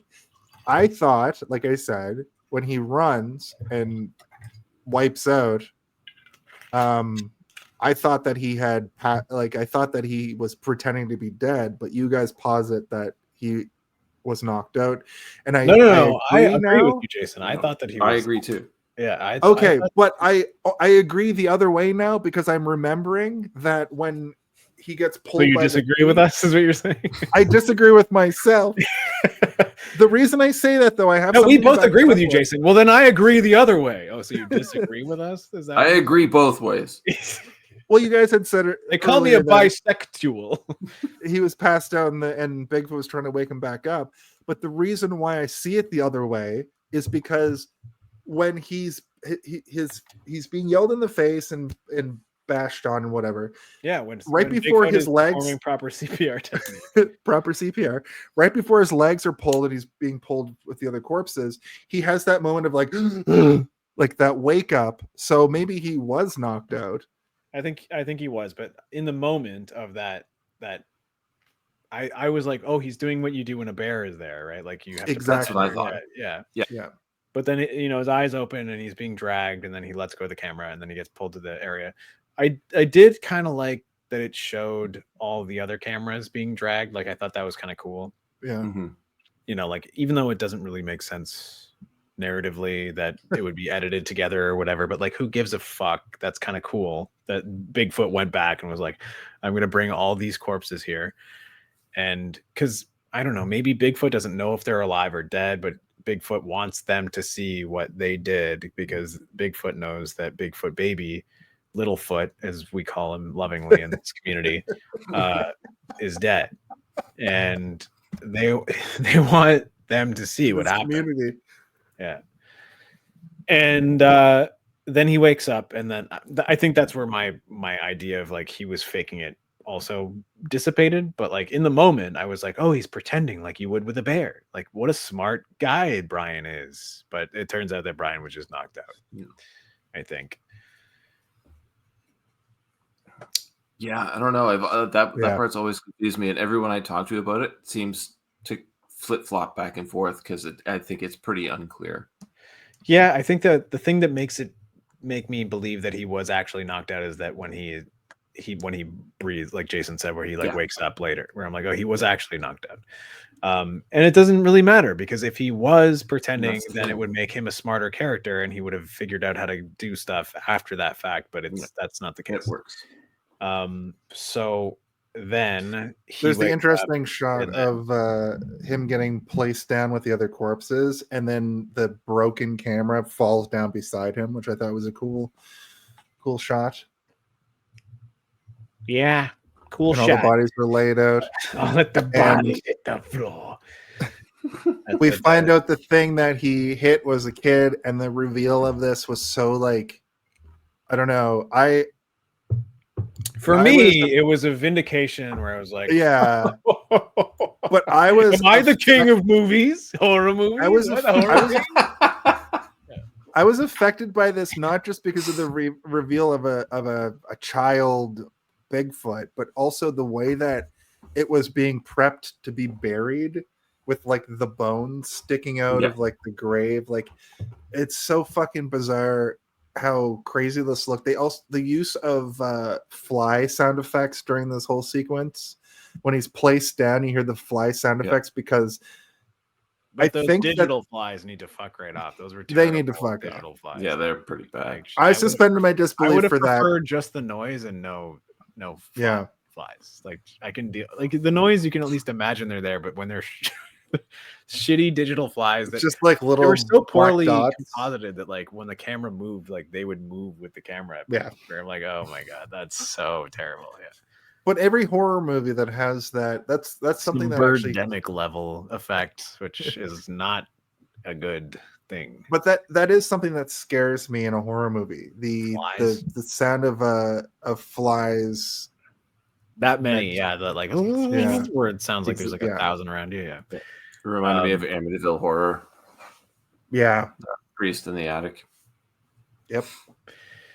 I like this part. I know you guys said that you thought that the baby Sasquatch looked like shit, but like, no, I didn't say it. Ben said that. I said it looked like the alien from, but I didn't say it looked bad. I said so you compared it to something else that looks like shit. I said it looked like something specific, but the effect of the moment still affected me. Yeah. Okay. Well, then that's all that matters, right? Yeah. Not a fan of how it looked, but I love the idea. Yeah. I felt. Sorry, I shouldn't say the king of horror movie prediction, but like the Baron, maybe like a landlord being like, I've been here before. I've seen it. Yeah, the Duke. I'm the Duke of horror movie predictions. But like, I did like that it was something that I thought would be cool. Then it turned out that they were doing, but then the movie, as I was going through it, proved little by little, but that is what they were doing. And I still think that this is a really cool idea. I just wish that it was a little bit more of the movie because, you know, we've discussed already that these characters are unlikable and shitty and we don't give a fuck if they live or die. And if we were to have them explore the world in the way that they do in something like the Blair Witch, where like, you know, they stumble across things and it's frightening and strange and your imagination is going wild. Like, imagine like we saw you know, when he goes into that little hutch of the Sasquatch or whatever, there's like a weird little like healing station or something, like goo in a bowl and like a burnt out fire and bandages, and it's like, what the fuck is this for? Like as he's moving through it, you know, just things that like make you think about the Sasquatch a little bit more than it just being like a creature. I don't know, hints that like, other than them being like, Sasquatches are supposed to be peaceful creatures. Did we do something to the Sasquatch? Oh, look at the Sasquatch's face. Look at that. What did we do? We shouldn't have shaved the baby Sasquatch after we ran it over. I want to do wanna believe that believe. we shouldn't have done that. I don't know. I will say that like I did not feel the same level of like, oh, that looks terrible as you guys, because like, what does a Sasquatch look like? I don't know. Like if you see a dead anything, it doesn't look real because it's so void of animation or life that like is a lot of very the times it looks fake. So like when I saw the dead baby Sasquatch, I was like, oh fuck, it's small. And then when it showed its face, I'm like, oh no, it's got like a cute little face. Like I was like, oh no, that's a baby. And I was like, I was right the whole time. It's a baby Sasquatch. And I get what you're saying. I think that I did like that he is emoting expressively through his voice acting. Like you can feel that he has some remorse, and like, you know, like I hate this character and I don't think there's any redeeming quality about him, but I do think that he genuinely felt remorse. Like in the context of the movie, I was like, this character does he knew that he did something wrong, but he didn't know what it was, and he now knows what it is. And I do feel bad. Exactly. He understands he did something wrong, and they didn't mean to run this ass. It wasn't a malicious thing that they did, and they were just protecting themselves. Yeah. So, you know, you can feel remorse for the character, but again, I didn't care. I would have been completely fine if the Sasquatch smashed his head on a rock. Yeah, I would have been fine with it. I think it would have hit home harder if he were the one behind the wheel when they hit the baby. Yep. Because right now when he doesn't, he has no control, but he's the one that has to accept full blame for it because he's the last one left alive. I felt it was kind of like a cheat. And like if it was actually him driving when they hit, then it would have made sense for like those two to be the last ones, like Bigfoot and the driver of the car. I think you're right, man. But they wouldn't have been able to slick that sweet beard burning joke in at the beginning if he was driving, you know? Yeah. It's so crazy you said that because that was my exact thought about the fact that the person that wasn't even driving was like the final girl character, if you will. Yeah.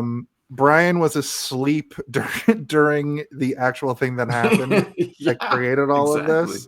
And now he's the only person that survives, which is a little bit like... There's an argument to be made that like the reason that it got hit was because they were pulling that prank on him while he was asleep. And so all of them, including the driver, are guilty for running it over because they weren't paying attention to the road, because they were all paying attention to the burning of his beard. It reminds me of I Know What You Did Last Summer, kind of. Who was at fault in that situation? Anyway, that's also like a dumb thing that like, that's a dumb thing. Whereas if that is an actual reason, then I shake my head even more at the filmmakers being like, oh, so he's not responsible at all. So, and he's the one who lives or whatever. Okay. That's counterpoint. Is this the remake of I Know What You Did Last Summer? Is this a remake? I haven't seen. Hold on before you go on your rant about I Know What You Did Last Summer. There was not going to be a rant. But okay, go ahead. Well, is it going to take more than 2 minutes to explain? It's not. No, it was going to take 10 seconds. I was just going to bring up the fact I haven't seen the second one. But the first one very much is four people who are the worst. And they kind of get what's coming to them. Yeah. Well, and then Uncle Bob shows up, shoots the Sasquatch, or shoots at the Sasquatch. It runs away, and then Bob is like, "What the hell did you do? What did your boys do? Oh, fuck!" And then he, you know, there's obviously some sort of thing that Bob went through with the Sasquatch at some point. But he's like, here's my "What exact exactly?" line I wrote. Uncle Bob shows up in the nick of time to save Brian. Uncle Bob gets got. Yeah. All right. Bob, give your you my uncle. note on Bob's that. dead. Bob's your uncle. Uncle Bob to the rescue until he isn't. Yes. Perfect. No notes. And then we've talked about it before. The Brian gets onto like a footbridge of some sort on the way to the truck, and the Sasquatch is right there, and he's like, he just turns around and he's like, stop, and the Sasquatch does stop, and he puts the gun down and he says, I'm sorry, we didn't mean to kill your baby. And then he turns around, puts his back to the Sasquatch in the way that like I think you're supposed to do to like an ape. I think this is like a real thing. Like you're not supposed to show your eyes or your teeth to an ape, and it will see you as submissive and it will leave you alone or something. And he like records himself being like, this is Brian Albuquerque, and this is my last recording that I'll ever make because I'm gonna get fucked by a Sasquatch. And then the Sasquatch leaves, and then the movie's over. Yeah, that's the movie. And then the credits come up and it goes, there were some scientists trying to figure out the Sasquatch. Until they figured out it was a missing link. Yeah, it was good. And then the Sasquatch fly in the misty mountainside. Sasquatch is my daddy and is trying to find me. He's trying So to that's the movie. protect me. Yeah, that's how it goes. In search of Sasquatch. That was a kick-ass in search of with Lynn. Okay, I don't want to sing it, but it should have been the credits. That would have been if they just contacted Tenacious D and asked. Yeah. They probably could have got it. Jack Black would have been like, yes, of course. 2014. And he would have been like on tour being like, also exists. I'm doing it. The end of exists. It's good. Yeah. Right. So that's the movie Exists. Thank you, Ben, for bringing this to our attention. Yeah. That sounds like you both enjoyed it immensely. Ben said, listen, I need to bring something to your attention. And then we're like, okay, what? And he's like, it's called It Exists. And we're like, what does? And he's like, the movie. And we're like, what exists? The movie. Okay, what movie exists? The movie like, no, it's called Exists. Yeah. It's like a I thought it was like they're on. Yeah, exactly. I thought it was interesting that this movie doesn't have a title drop because all anybody had to say throughout the whole film is Bigfoot exists, but they'd never do. Confusingly. But that said, I think it might be time for our final thoughts, our home alone of it all, and our ratings. Oh my God, all of them? If you All like of it all together. what do you think the Home Alone of it all? the Home Alone of it all? Can someone please tell me when the Home Alone of I it really all gotta happens? know. When is the Home Alone of it all? What is the Home Alone of it all? Now that's the Home Alone of it all.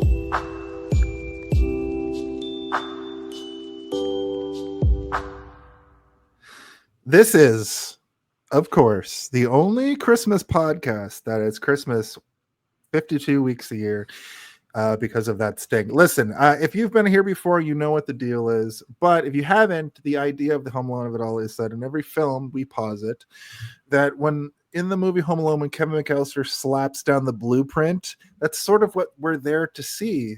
Everything that happens after the blueprint slap down is a bunch of, wet bandits getting their comeuppance. Now, what could possibly happen out of that theory is that it might not just be that Home Alone sequence. It might be your favorite part of the movie. It might be just the third act.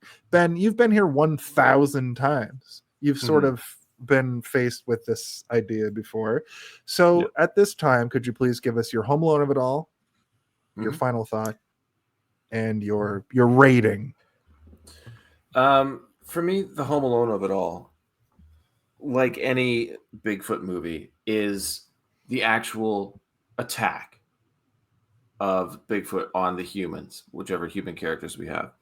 And normally it's done really poorly. And I think for the most part here, every attack from a Bigfoot, it actually is relatively successful in that it's scary. It really works for me.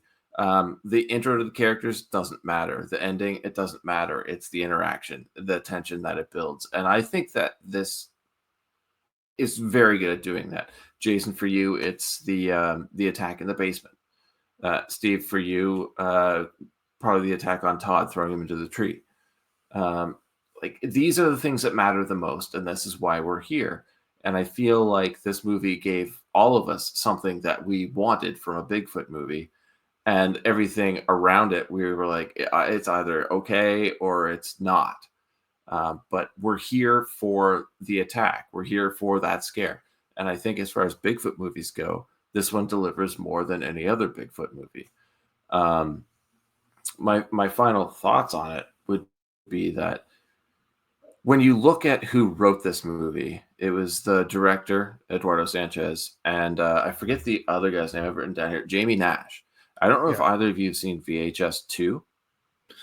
No, but I want to watch these. The VHS movie seems sick as fuck. There's like a few of them now, right? There's like 4 or whatever. There's quite a few, yeah. Steve, have you seen any of them? I've only seen this one.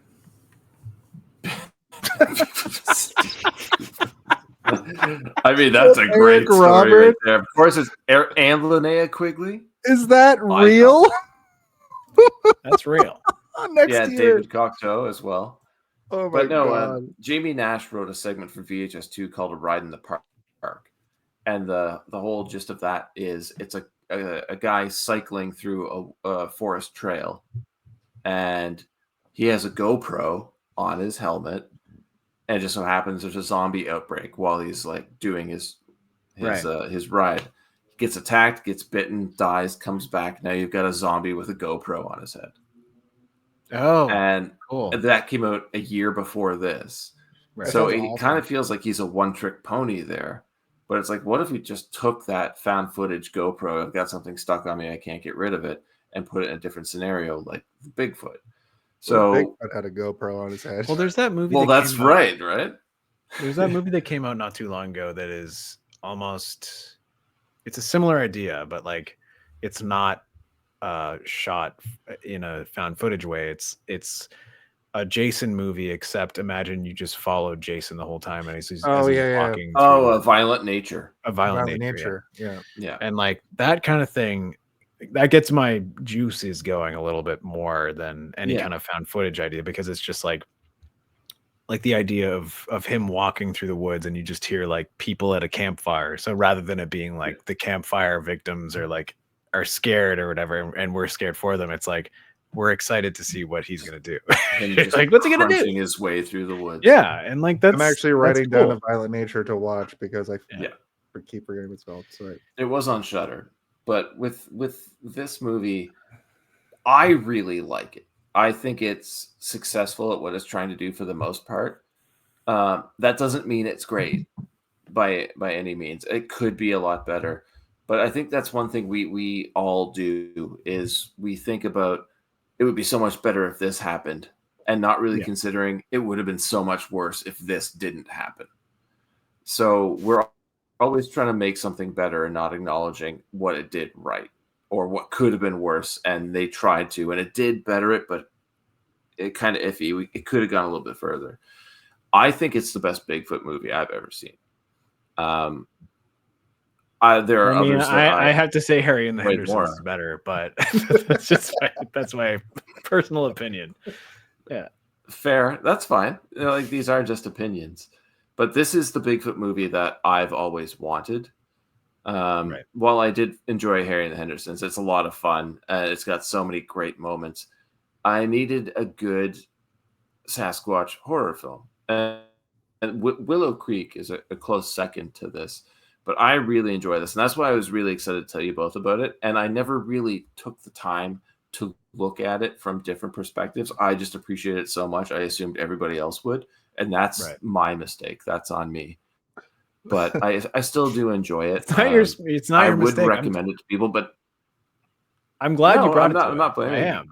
I do like that. Like, so, like that's what the whole point of this show is, hey, did you see this one? I had never seen it, and I've watched it now, and I have ideas and thoughts on it. And I I had to share them, right? I'm not going to sugarcoat it for you, Ben. This is how I feel. No, and that's the thing. That's the great thing about this too, because I went into this so in love with this movie, and I still love it, but not as much as I did before, because you both brought up amazing points. So I guess all I can really say about Exists is that while I love it, it does have its flaws. So I would probably give it 3 out of 5 dead baby Sasquatches. Oh, 3.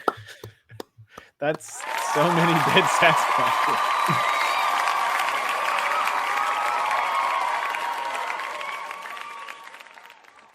Well, I'll take the floor. I'll go next, just because mine and Ben's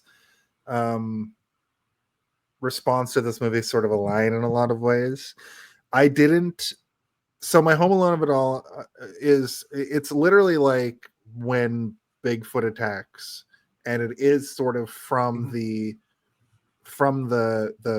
cabin assault on, but it is like spiritually anytime that Bigfoot is assaulting these teenagers or these 20 somethings.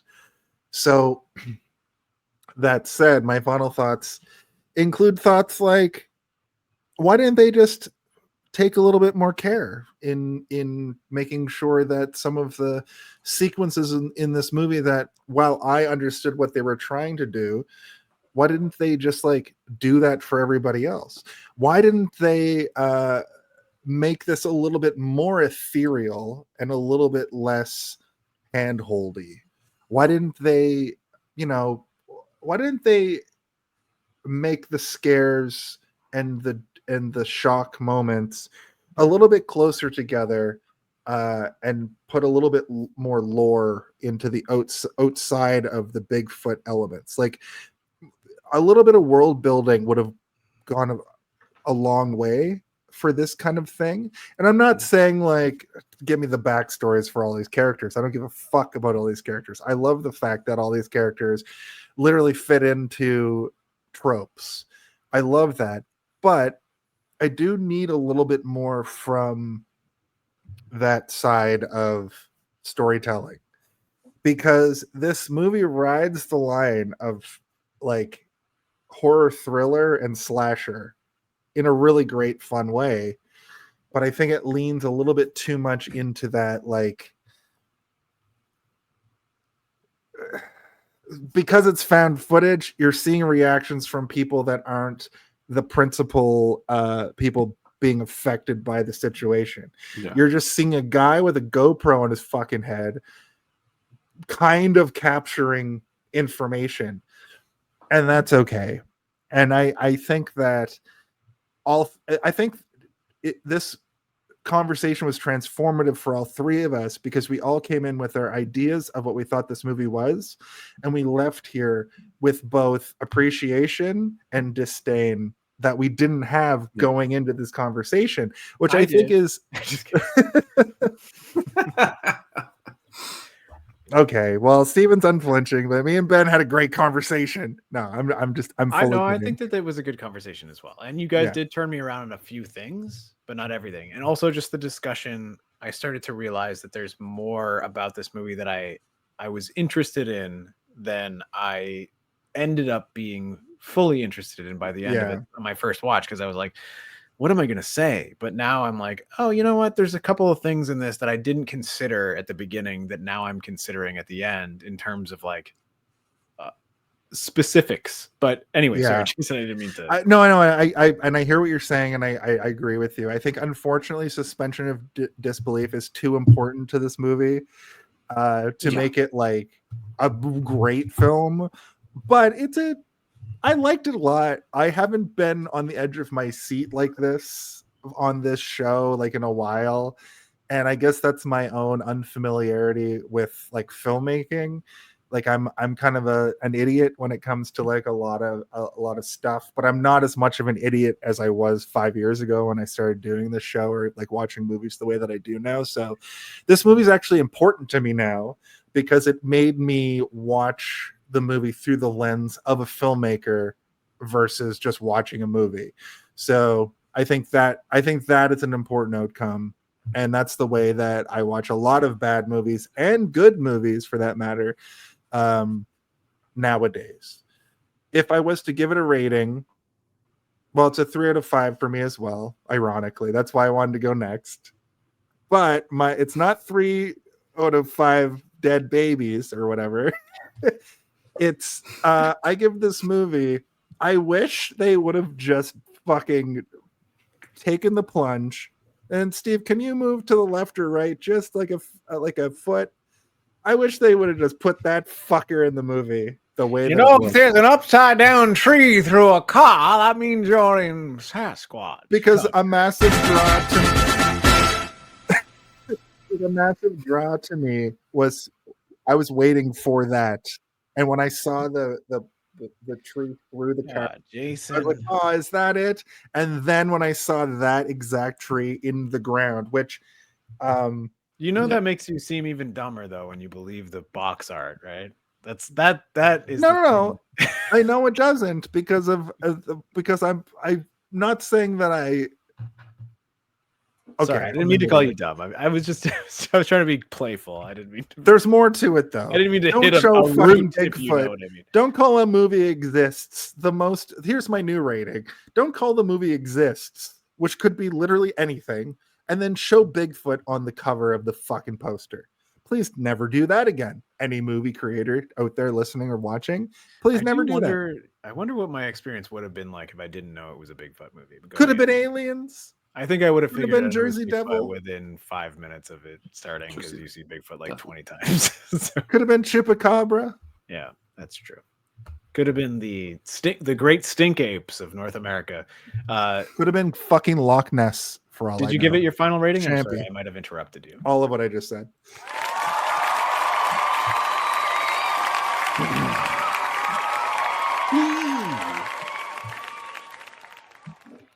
So I kind of appreciated this conversation more than I appreciated the movie itself because it made me think about it and break down certain aspects of it that I wasn't considering as valuable throughout my watch of the movie. Mostly about the Sasquatch of it all, where I'm like, well, this because as I said, like I was like, what would be really cool is if Sasquatch's baby got run over and that's why they're hunting them. And that turned out to be what it actually was.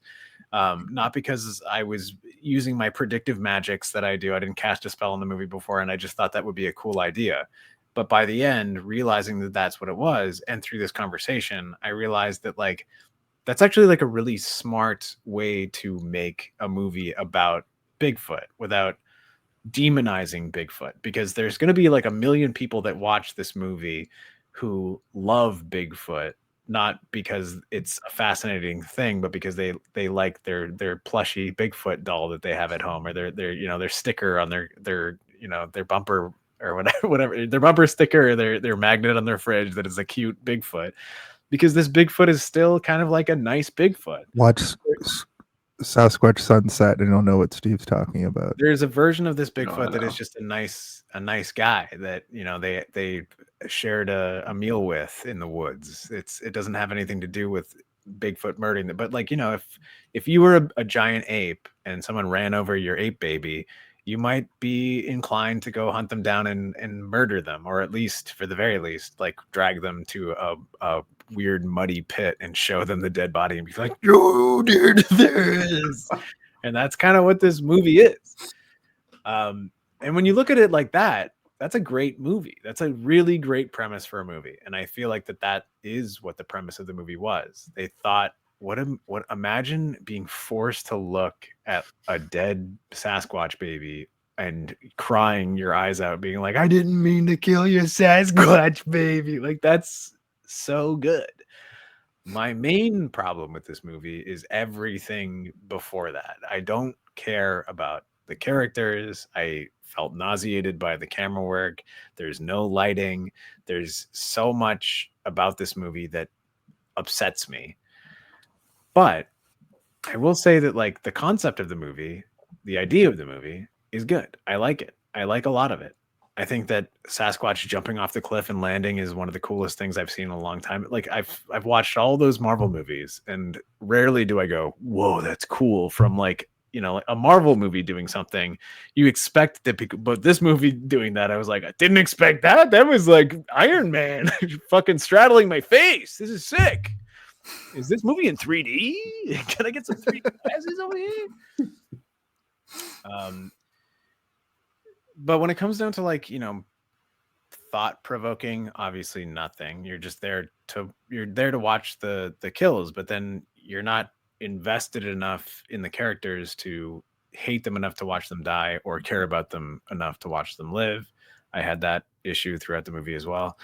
I think that it doesn't hit the bar in any of the horror elements that it's trying to hit, and maybe it's trying to reach too much in all directions, because you look at something like the Blair Witch and that's almost like completely psychological, where this is like sort of like padding around in psychological territory, but it's also trying to do the Jason Voorhees thing, but like he's not killing people one by one. Only one person dies pretty much through the entire movie until all of them die at once, and you're not getting that element as well.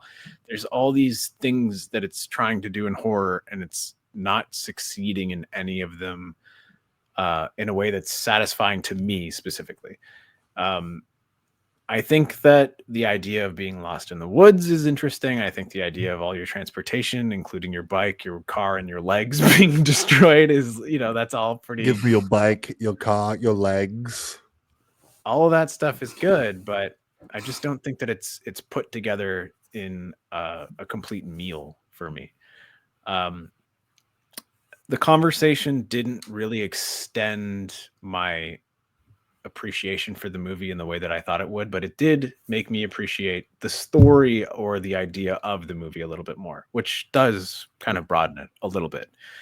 I don't know if I could recommend this to anybody based on like, if you like what I like, then you probably won't like this, but like if you like Bigfoot and you like found footage movies, then absolutely you will probably like this movie. If I had to, my Home Alone of it all, I forgot to say that one. It's absolutely when the bike just hits the side of the house. I'm like, oh, here we go. This is when we begin. This is when absolute cinema. Yeah, that's the moment that I knew the movie was going to change, and it did for me. Like, so everything up until that point, I was like, this is a bullshit movie, and I'm not having fun. And then that's where it started to spike up and down for me, where I'm like, I am liking, I'm not liking, I'm liking, I'm not liking, and it did that all the way to the end. So like, I would say probably like 70%. Where is that moment? Probably like just past the middle point, right? Yeah. And that's where I start to like shit. Like I like when he's throwing rocks at them in the dark. I love the moment when he jumps down from the cliff.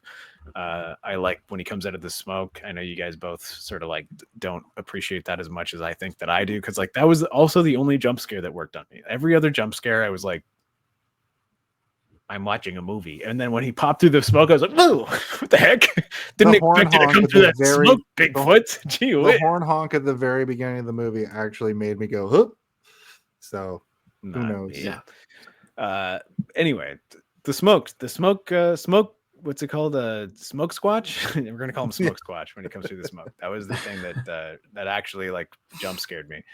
And if I had to choose, I did my Home Alone, right? Yes. Also, Smoke Squatch is also a really good moment.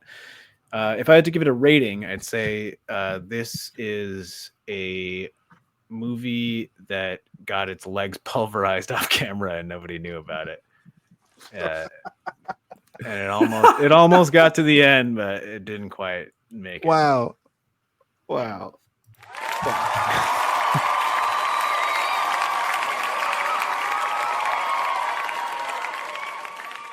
Because I mean, if it had its legs the last 15 minutes, if it had those legs, it could have ran. But the first fucking 45 minutes of the movie, his leg got totally pulverized by the rest of it. I want to believe. Oh! Well, we made it through the whole film and our all of that stuff. Why don't we talk about our plugs and get the refrigerator out of here? All right, let me just plug this in right here and...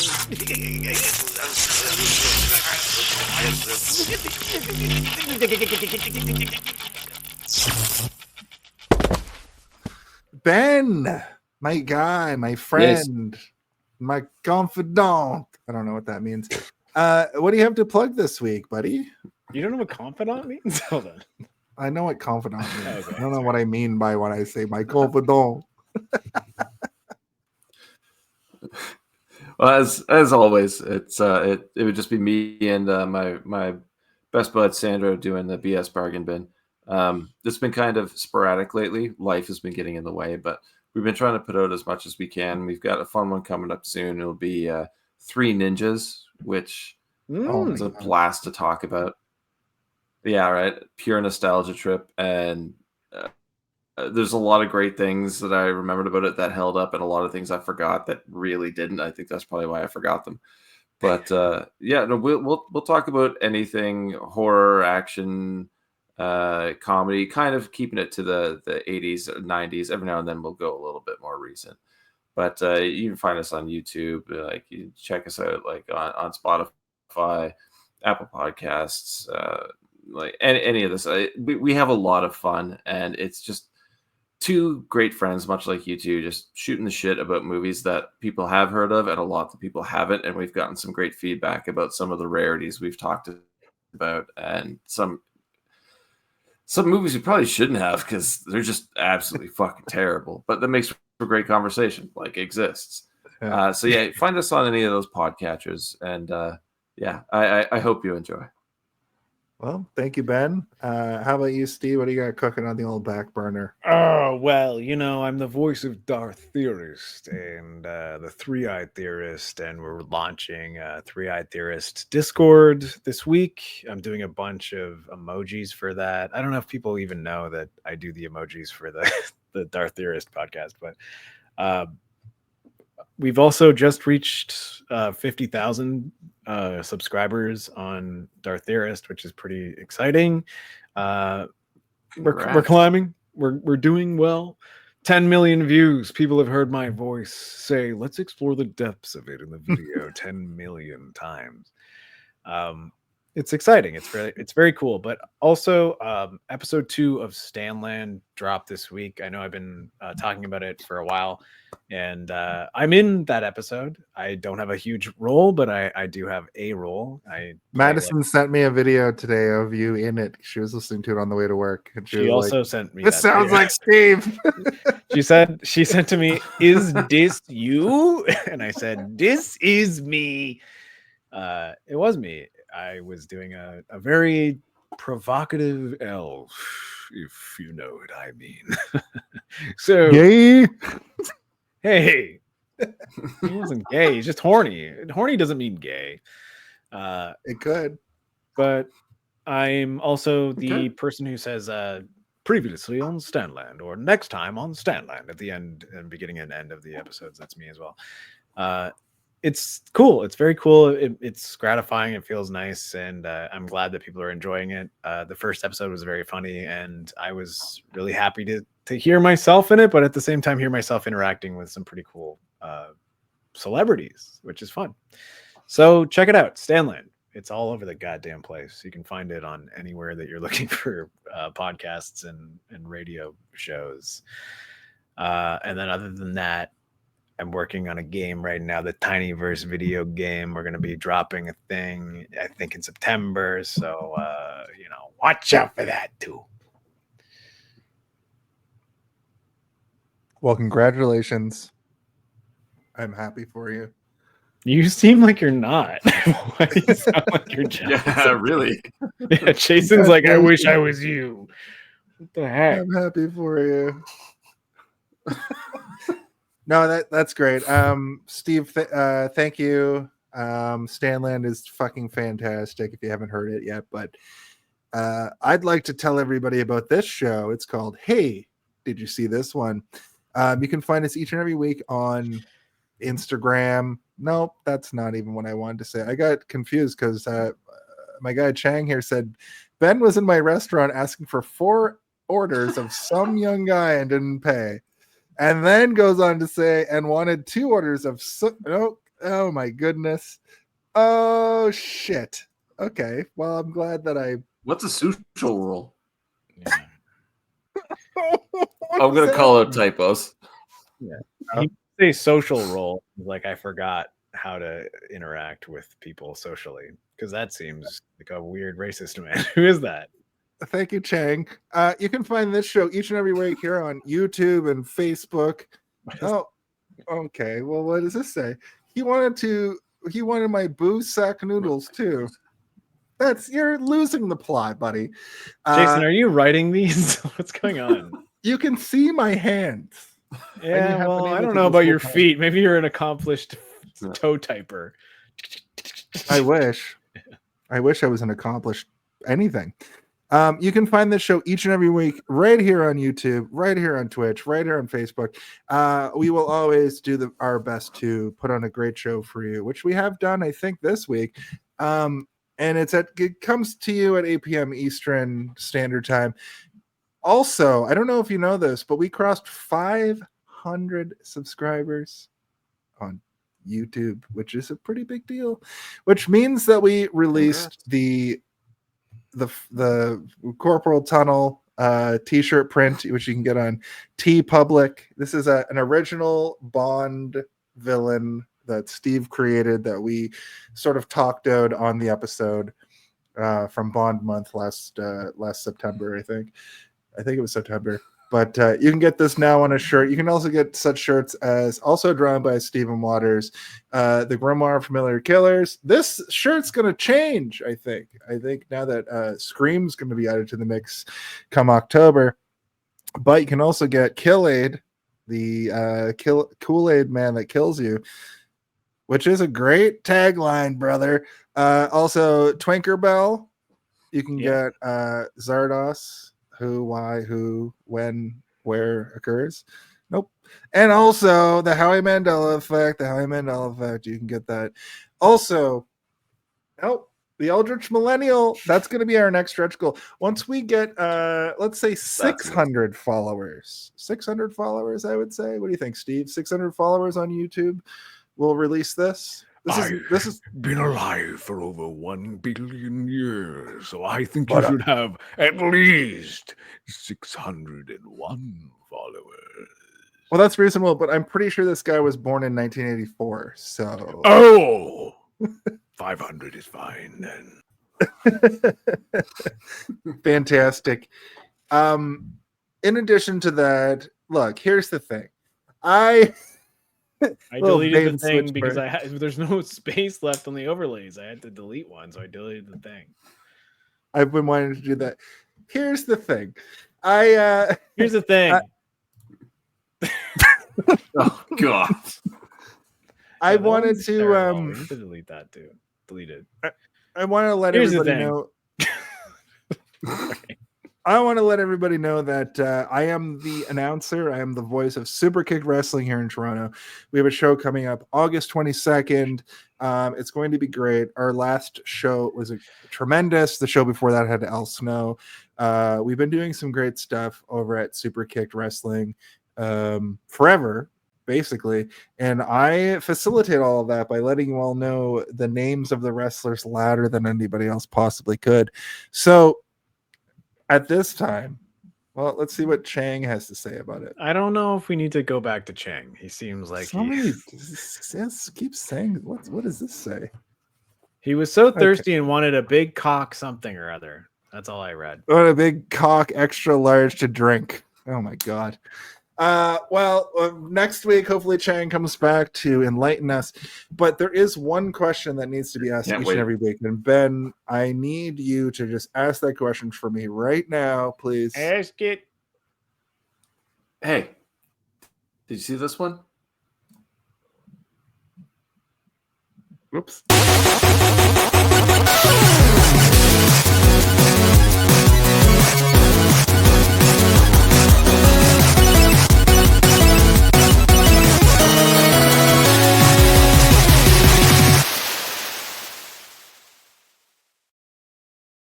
Kind of want to see what else Chang has to say. I don't. I opened a fortune cookie and it said, if he wanted my baby's OMG so delicious. That's not funny, like objectively. What do you guys think? No. I mean, it could be if, he worked on the character, the backstory a little bit, made us understand why babies are important to either of them. But, whatever. It's all here on the United Federation of Podcasts. Mr. President, they're not letting go of the list. What should we do? We must kill Hulk Hogan